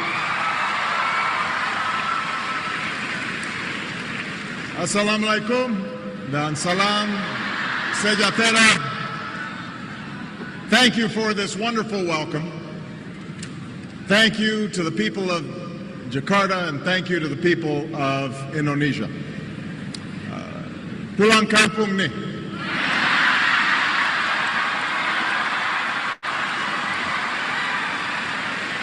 Yeah, when he said something in Bahasa Indonesia, even though just as simple as Selamat Pagi or Good Morning and Assalamualaikum, which is the Islamic greetings that is common here, you see the reaction of the audience is very wild, right? Can you hear that? Yeah, even though so when I always tell my students, if you come to a specific groups of people, especially with different languages, different culture, when you try to speak only some simple utterance, yeah, like greetings in their language, suddenly they feel that you are part of their family and they will welcome you very well because you speak their language only, even though it's only with one word or one sentence. So yeah, and now because I like football, I observe the current trends in football now. That here's one news about football clubs that realize the importance of multilingual social media presence. So now almost all international football clubs, especially the most familiar one in the Indonesian ears, like European clubs, yeah, like Real Madrid, Manchester United, Manchester City, and so on. They have social media which accommodates other languages than English. This is one example of it. Real Madrid, which is my favorite football club. Here we can see a glance of one of their Twitter account in which they accommodate the Arabic language, yeah, for reaching the Arabic markets. And in 2014, FIFA made 672 million tweets just only in 1 year around the Brazilian World Cup, reaching more than 1 billion fans, as well as major events like the World Cup.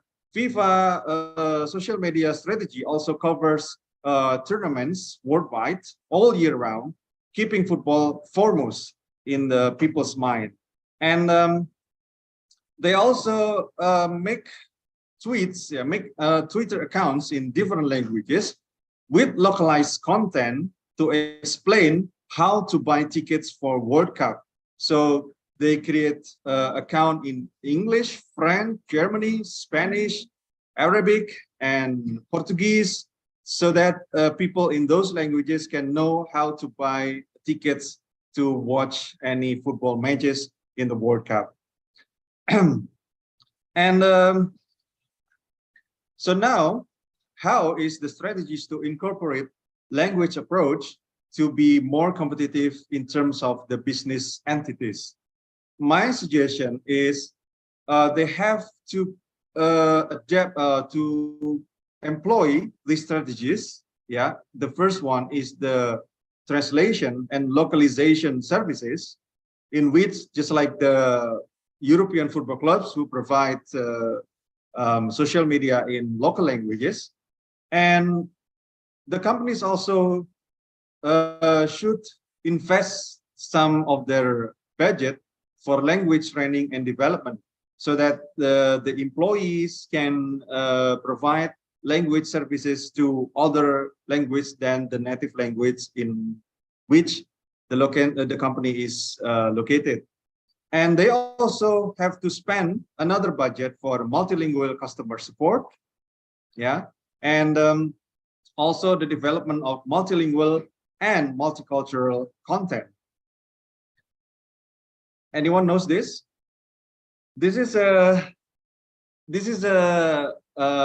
old American computer manufacturing company called Wang, and one day they decide to make a slogan for their worldwide customers by having this slogan, Wang cares. You know the meaning, right? Wang cares. It means that we cares about what you need, right?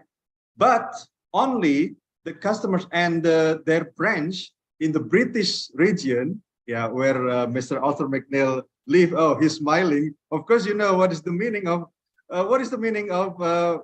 wankers in the British slang, sir?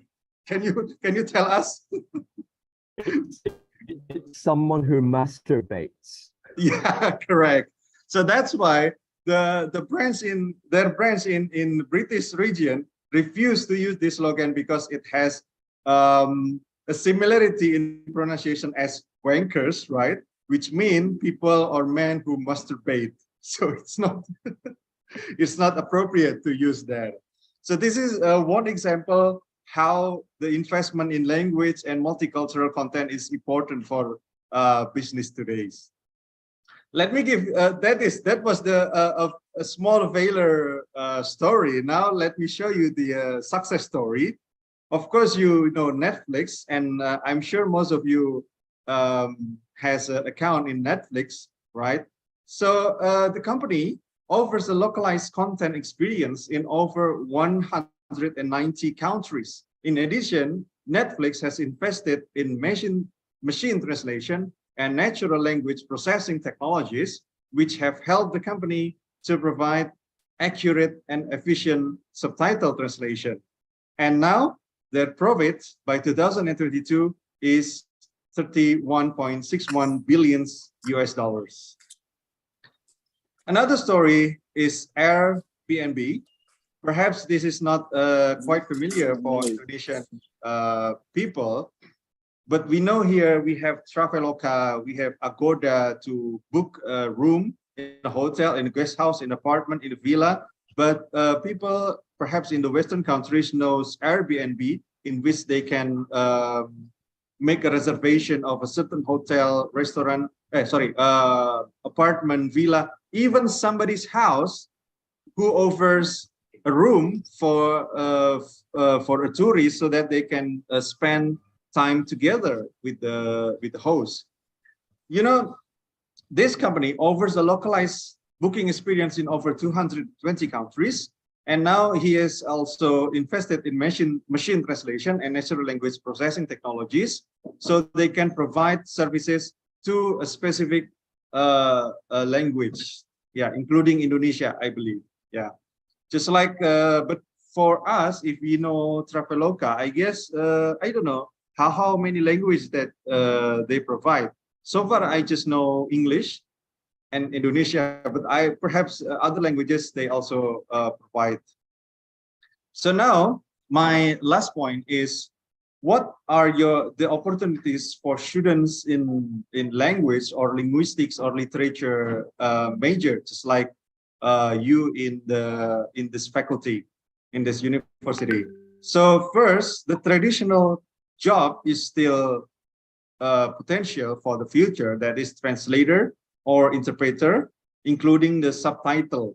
So, you know, movies, although like Netflix has invested in machine translation for subtitling, but sometimes the ability or the capability of human cannot compare with machine translation.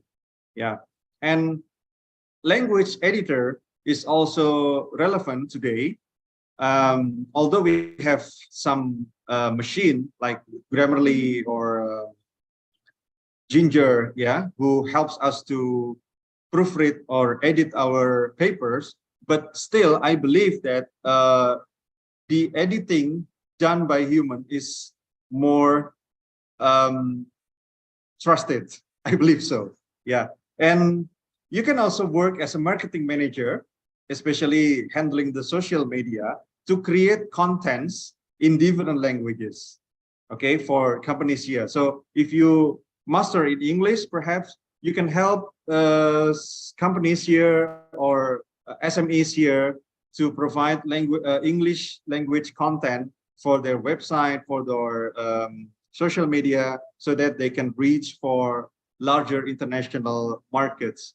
And the last, you can also work as a public relations officer. Why? Because this job also includes the responsibility to create contents, yeah, for the websites and the social media of a certain institution. And content marketing is now become increasing, because now people, according to Philip Kotler, what I heard from a seminar, people now don't like to be offered directly about a certain product. So for example, I come to Miss Nina and then, hey, I have a new cell phone. The specification is like this, the camera is like this, the price is this. How would you like to buy this from me? No, the customers now don't like to be offered like that, but they are willing to read a content which gives them some information, insight, education on how to use a cell phone safely, how to use a certain new applications that will be useful for their life. And at the end of the content, you can insert a certain marketing message that in this cell phone, you can have all of that application built in one cell phone. Please buy it, click here, or something like that. So people now like to have something like that in the marketing. So it's your chance to write a content marketing for any kind of products and services across Indonesia and help them to reach international markets. So I think that's it, what I can share within a short time. Thank you very much for your time. And you may make a contact with me in my Instagram. We can discuss everything about your future job, yeah, perhaps in linguistic or language major. And see you again in the next time. Thank you. Wassalamualaikum warahmatullahi wabarakatuh. I will turn my time back to Ms. Nina. Thank you. Thank you, Pak Lukman, for the sharing. And now we come to the discussion session. I would like to invite some questions from you, dear participants. Do we have some questions on the chat box? We have some, 3 or 4. Okay, wait a minute. Let me check it out. Hola. Oh, my name is Sosian. Okay, it seems that we have some questions here on the chat box, Pak Lukman. Let me read them for you one by one. The first one is from Adi. I am an English teacher at a high school in a small city with limited internet access. I'm wondering how I can help my students adapt to this digital disruption. Oh, I think he wants to know your point of view as a lecturer. And then, do you want to answer this question? Or should we go on to the next question? Just go on first. Okay. And the second question is from Haiying. Okay, Haiying. The digital age has higher and higher requirements for teachers. How can teachers adapt to digital teaching? Okay. May I continue to the next question? Okay, let me try to answer the first 2. Okay. Regarding the first question, if you work in an area which is internet limited, yeah, perhaps we can have other response from our other speakers here. But according to my opinion, the internet, the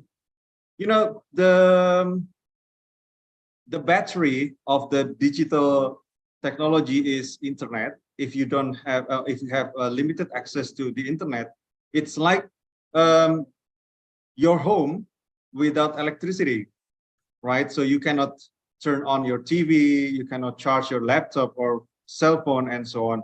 But this is still not a hindering process. You can have another strategy to learn by not using any technology with internet. You can still use an offline technology like computer, laptop, LCDs or TVs, something like that. Or you can go back to the traditional yet still fun technology in teaching, like what we used to practice, yeah, Ms. Nina, when we were studying in our subgenus degree. We create what do you call that, worksheets, yeah, where you cut the pictures and then you play with the students with questions and then you give prizes or something like that. I think you can still rely on those old technology if you don't have internet access there, but it's fine. I think it's not a must for students to learn about technology and put it in the front of their education process.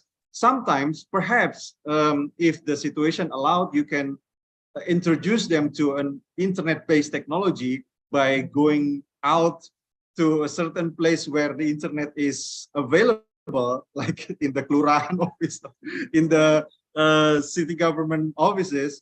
But if you still cannot do it, you can still have the old technology. I think it's fine. Yeah, don't worry about that.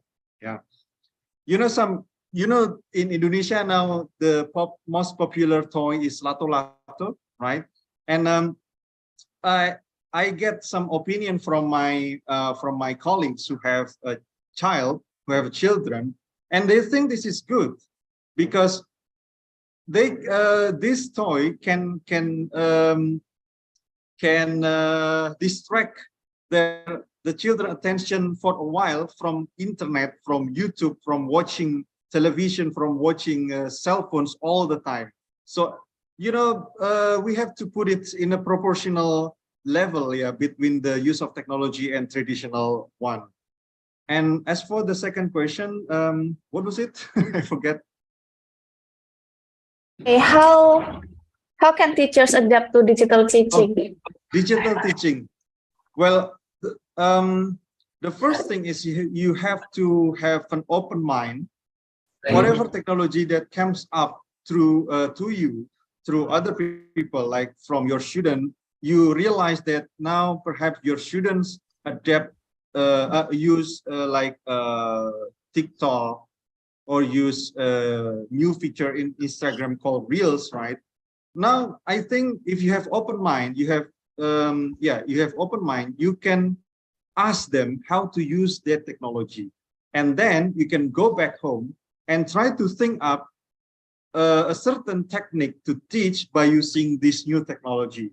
For a very simple technique is what I often practice here is, after explaining some concept here, I ask them to re-explain the concept, but in the form of a short video in TikToks or Reels, and have them upload it and tag me in the Instagram or share me the link, because I do not install TikTok in my cell phone. So ask them to share the link to the TikTok video, and then we can watch together and see how they can how well they can explain the concept that is discussed in the classroom.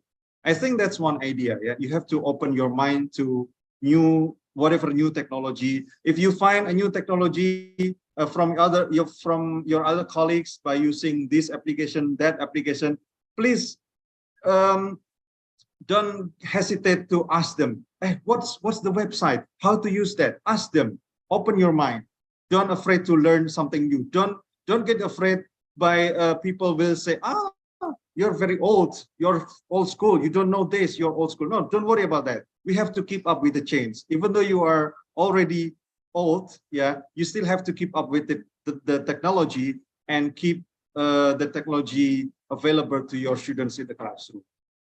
Thank you. That technology is really helpful for our daily life, especially if we are teachers. Technology can help us in the process of teaching and learning. But if we live in a limited situation that, for example, we don't have any internet access, it's okay. Life must go on, yeah, Pak Lukman, yeah, because the key is on the teacher's creativity, I think. Okay, thank you. And we have next questions from Oceana and Yana, and I think they have quite similar questions about digital disruption. Oh, okay. Pak Lukman, what do you think? Does technology destroy us mentally and emotionally? Okay. What do you think about students in Indonesia? Is disruption in terms of educational technology a threat or a chance? Okay. I think they want to know your opinion about the definition of, the benefits of the technology, whether it is beneficial or a threat. Okay, that's a wonderful question. I think the same question is to ask whether a knife is dangerous or useful for us. So technology is like a knife. If it is in a good hand, then we can use it for the goodness of people. But if it is in the bad hand, then it will be bad for all the people. The same as technology in education. We can teach and direct the students to use the technology as it is for the betterment of their educational process. But you know, there are other technology that may have a bad influence. Yeah, you know, sorry, let me rephrase my sentence. So, for example, YouTube. Yeah, the content of the YouTube is very various. The good contents are all there. The bad ones are also there, right? So if we can control ourselves, control our students, to only focus on the good contents, then that will be useful. You know, recently, I'd like to watching podcasts from local hosts like Helmi Yahya and Mr. Gita Wiryawan with its Endgame, and also Daniel Mananta with his Tetangga Kita, yeah, if I'm not mistaken. All of these podcasts give us some new insights of the mind of the people that they interview.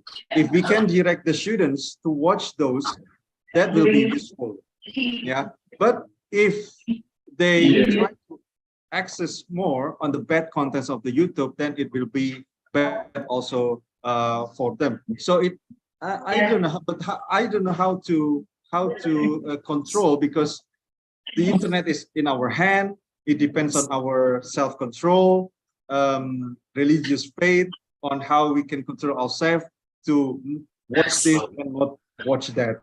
I think that's the best that I can answer. Okay, thank you, Pak Lukman, for the answer. Do we still have some time? Yes. Only 2 minutes. Only 2 minutes. Yeah. Okay, Pak Lukman, I'm interested in one of the slides you show us about the company. Oh, wait a minute. Okay. Let me reread that.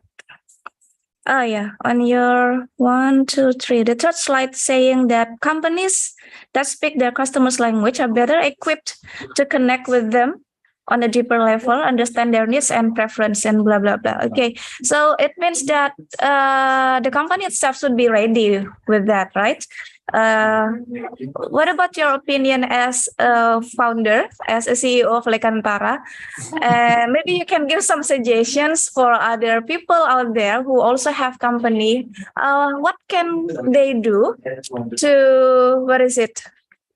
to develop your human resource of your company, to have the same thought that the more languages you master, the more doors, the more chances you will get for your future. How can we, for example, as the CEO of a company, imprint that thought to our people, our worker? Okay. Yeah.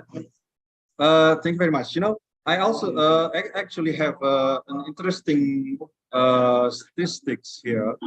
Wait. Let me try to open it.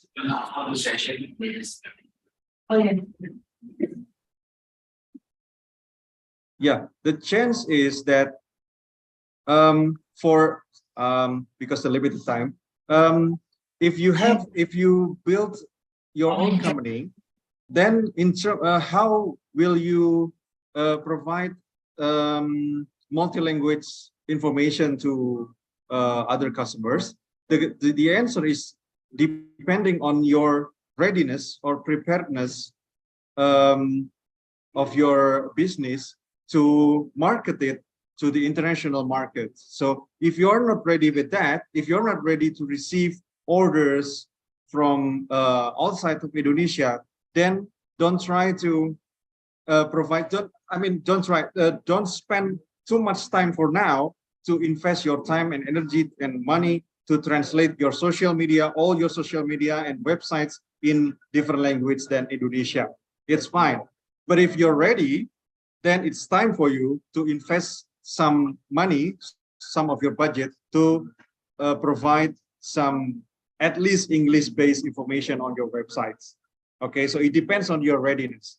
As for the team, this is actually the statistic that this is data that I get from the survey from dataindonesia.id. Yeah, it says that the level of fluency of English in Southeast Asia and Indonesia is far beyond the Singapore, Philippines, Malaysia, and even Vietnam. You know, I'm not really surprised if Singaporean, Philippine, and Malaysian people overpass our capability to speak English, but Vietnam, how can we Indonesian surpass this by by the Vietnamese people. So, but the fact is like this. So what I want to say is, not many people around us now in the market, yeah, in the industry, in the professional world, that can speak English very well. But now the demand of all institutions, all universities, especially the top universities in Indonesia, just like where I work, yeah, the demand is to always provide English-based content. So since not so many people around us can speak and write English better, so I think it's a chance for you, UNAR students, yeah, Fakultas Sastra students, to take a step to fill the gap. Yeah, this is your place later. So if later you work in the industry, wherever you are, work in a government agency, you can see that not many people can speak and write English. So now your time during the study here is to increase a lot your English or your other foreign language capabilities. So when it's time for you to enter the industry, the professional world, you are ready to help them. You will be the star, because everybody, your supervisor, your official will rely on your foreign language capacity. Thank you very much, Ms. Nindu.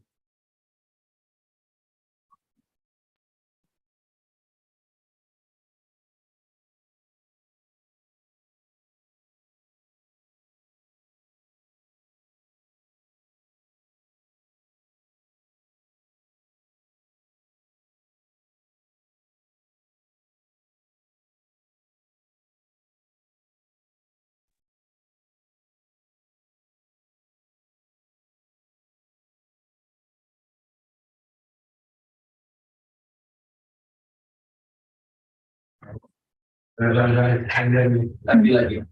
Lukman, can you hear me? Yes, I can hear you. Okay. Before we end our session, Pak Lukman, do you mind giving our audiences a closing remark? Oh, I thought my last sentence of the final remark. So I guess, yeah. So I guess to all the students here, yeah, just spend your time wise, yeah. Try to improve your language capacities. This is include not only for the Faculty of Letter students, but also for the Faculty of Economics and Business, because you work together, right, to hold this webinar. It's time for you to spend some time to increase your language capacity. You don't have to choose, you don't have to learn English if you don't like English. You can choose other languages like Arabic, French, German, Spanish, yeah. As long as you have at least one foreign language capacities, then you will be the star in the professional world later when you graduate. So your capacity, your academic capacity from your study plus your language, foreign language capacity, this will make you success in everywhere you work later. Thank you and good luck. Pak Lukman, okay. Now we are also inviting Dr. Arthur McNeil to give his closing remarks. Okay, Dr. Arthur, are you there? Yes, thank you very much indeed. No, I was not expecting today such a wide-ranging discussion in all areas, from the technology to education, and in the recent part, a huge amount of focus on language. And I think what has really impressed me was that there's been general agreement and support across the speakers for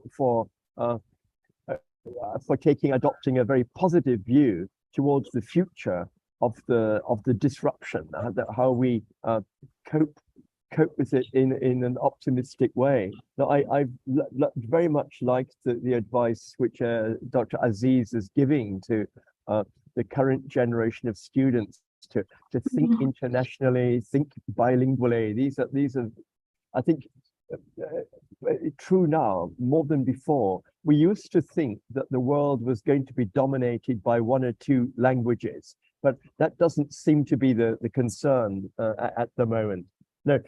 Thank you all enormously. I think all my colleagues from ISIC have greatly appreciated the interactions and the forum that you created today. Thank you, Dr. Arthur.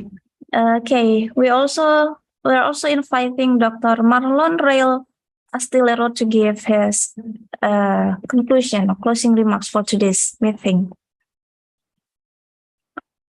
Dr. Marlon, still there?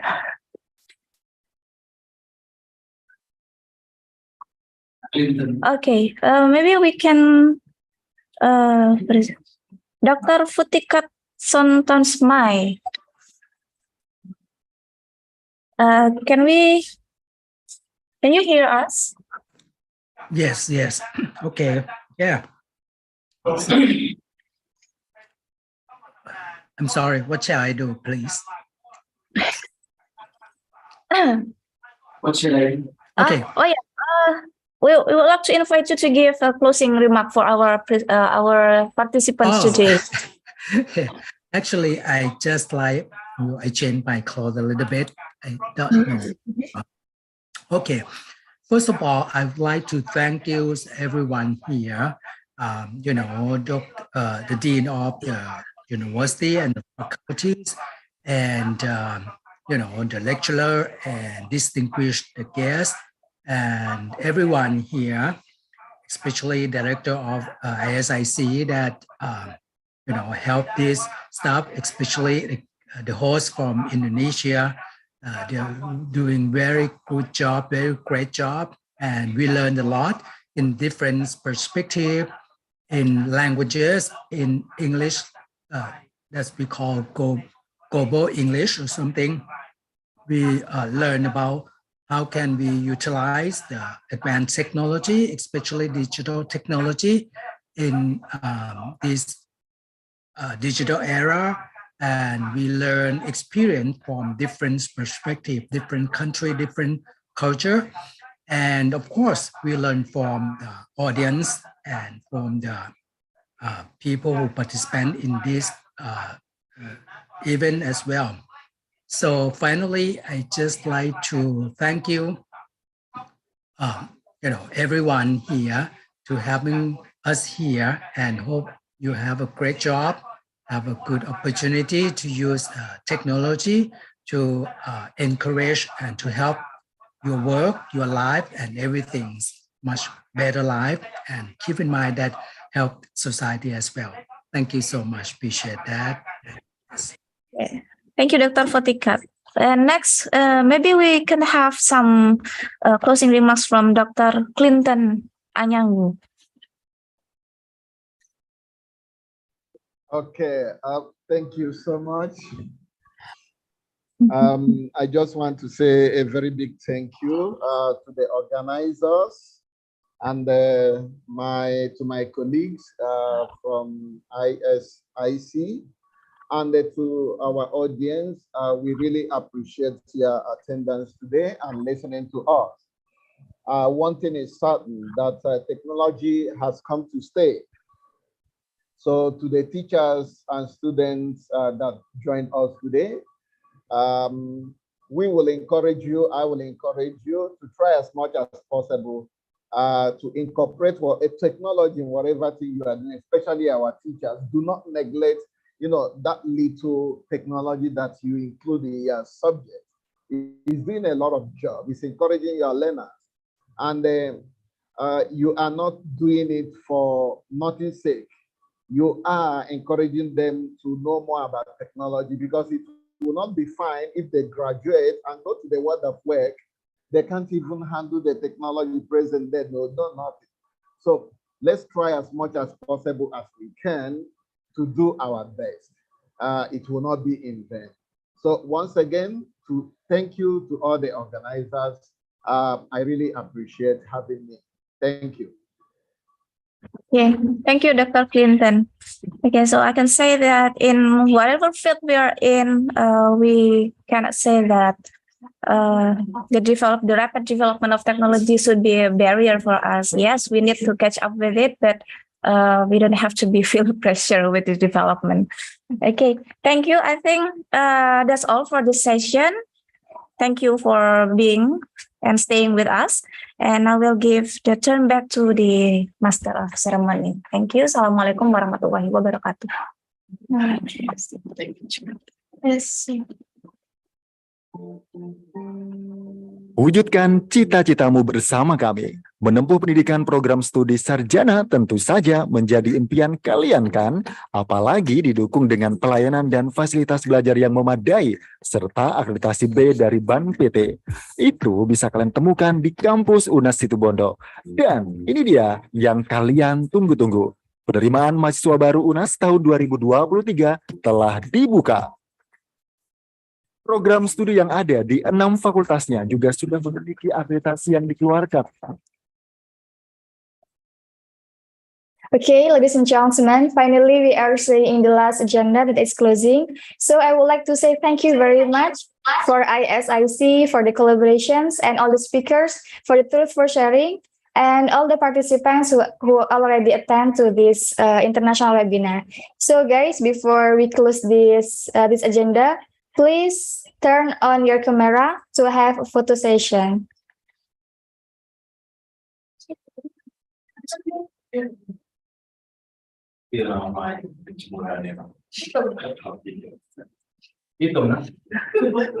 Please share your sweetest smile, guys.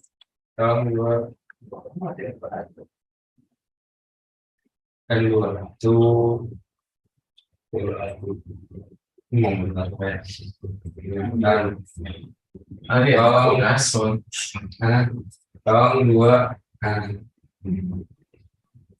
đũa một chút gì các bạn đi tìm ở tao mình cứ đi được à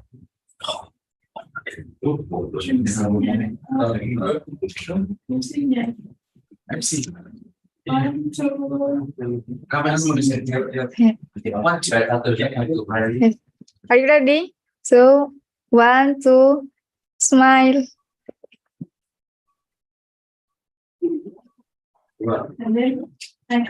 Okay, next slide. 1, 2.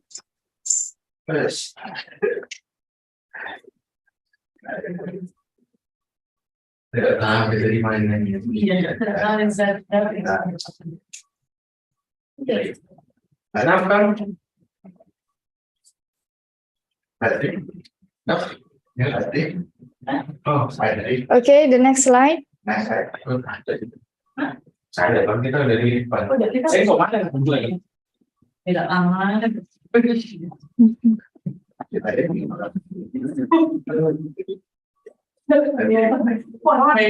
Okay, thank you everyone. So we have already sent you a link of Google Form, so you can fill the form to get the e-certificate. Yes. So thank you for everyone. I would like to say sorry if then I have made many mistakes here. So, wallahul muwaffiq ila aqwamit thoriq. Assalamualaikum warahmatullahi wabarakatuh. Good morning, everyone.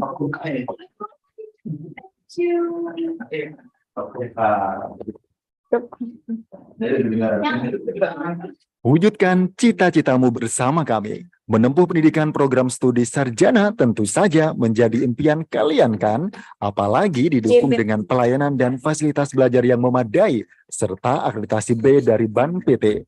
Itu bisa kalian temukan di kampus UNAS Situbondo. Thank you for sharing with us. It was a great day with you. Salam dari Pak Dekan. Terima kasih.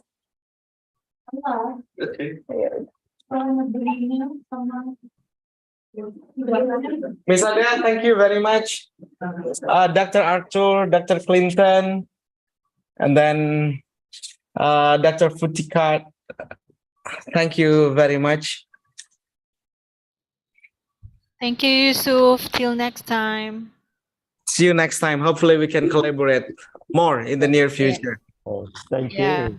Thank you. Yeah. Bye-bye. Bye. Hope to see you again soon. Hope to see you in person. Yeah, come visit us in Thailand and bring students. Yeah, hopefully, yes. Are you doing an offline student exchange now? Yes. Oh, okay. June semester. Yeah, but by the way, we haven't had an MOU between UNARS and ISIC. Maybe we can do that. I'll talk to the officer. Yeah, come visit with the students and we'll do signing of MOU, okay? Okay. Thank you very much for your help. Okay, thank you. Thank you also for this. Bye. Thank you. Bye. Wujudkan cita-citamu bersama kami. Menempuh pendidikan program studi sarjana tentu saja menjadi impian kalian kan? Apalagi didukung dengan pelayanan dan fasilitas belajar yang memadai, serta akreditasi B dari BAN PT. Itu bisa kalian temukan di kampus UNAS Situbondo. Dan ini dia yang kalian tunggu-tunggu. Penerimaan mahasiswa baru UNAS tahun 2023 telah dibuka. Program studi yang ada di 6 fakultasnya juga sudah memiliki akreditasi yang dikeluarkan oleh Badan Akreditasi Nasional Perguruan Tinggi BAN PT dan LAM PT. Berbagai pilihan program studi di antaranya program studi PGSD, Agribisnis, Teknik Kelautan, Biologi, Matematika, Administrasi Publik, program studi Ilmu Hukum, Manajemen, Bisnis Digital, dan program studi Sastra Inggris. Banyak serta bervariasi fasilitas kampus UNAS yang telah disediakan untuk membantu dan mendukung menyalurkan bakat dan minat kalian. Dengan fasilitas tersebut diharapkan mahasiswa dapat berperan aktif di luar kegiatan kampus agar tetap berkreasi di luar jam kuliah, dapat membaca buku, berolahraga, atau bertukar pikiran dengan teman di lingkungan yang nyaman. UNAS menyediakan fasilitas yang bervariasi seperti perpustakaan, pojok statistik, laboratorium komputer, laboratorium bahasa, laboratorium pertanian, laboratorium micro teaching, laboratorium peradilan semu, student corner, pojok daring, serta di dalam kelas kalian akan mendapatkan fasilitas kelas ber-AC dan proyektor untuk menunjang pembelajaran yang kondusif dan menyenangkan. Dan tentunya free wifi mengeksplorasi internet untuk mencari informasi yang bermanfaat sesuai dengan minat dan bakat. Catat dan jangan sampai ketinggalan pendaftaran gelombang 1 secara online melalui www.unas.ac.id dibuka mulai tanggal 2 Januari sampai dengan 14 Maret 2023. Gelombang 2 pendaftaran secara offline langsung ke Sekretariat Pendaftaran di Kampus 1, Jalan PB Sudirman nomor 7, dibuka mulai tanggal 3 April sampai dengan 15 Mei 2023. Gelombang 3 mulai tanggal 26 Mei sampai dengan 3 Juli 2023 dan gelombang 4 jika kuota masih tersedia akan dibuka mulai tanggal 13 Juli sampai dengan 18 Agustus 2023. Ayo segera daftarkan diri kamu menjadi mahasiswa UNAS Situbondo. Buruan daftar selagi kuota masih tersedia. Untuk informasi lebih lanjut, kunjungi website kami www.unas.ac.id. Jelajahi tantangan baru, belajar dan siapkan masa depanmu di kampus UNAS. UNAS kita untuk masa depan.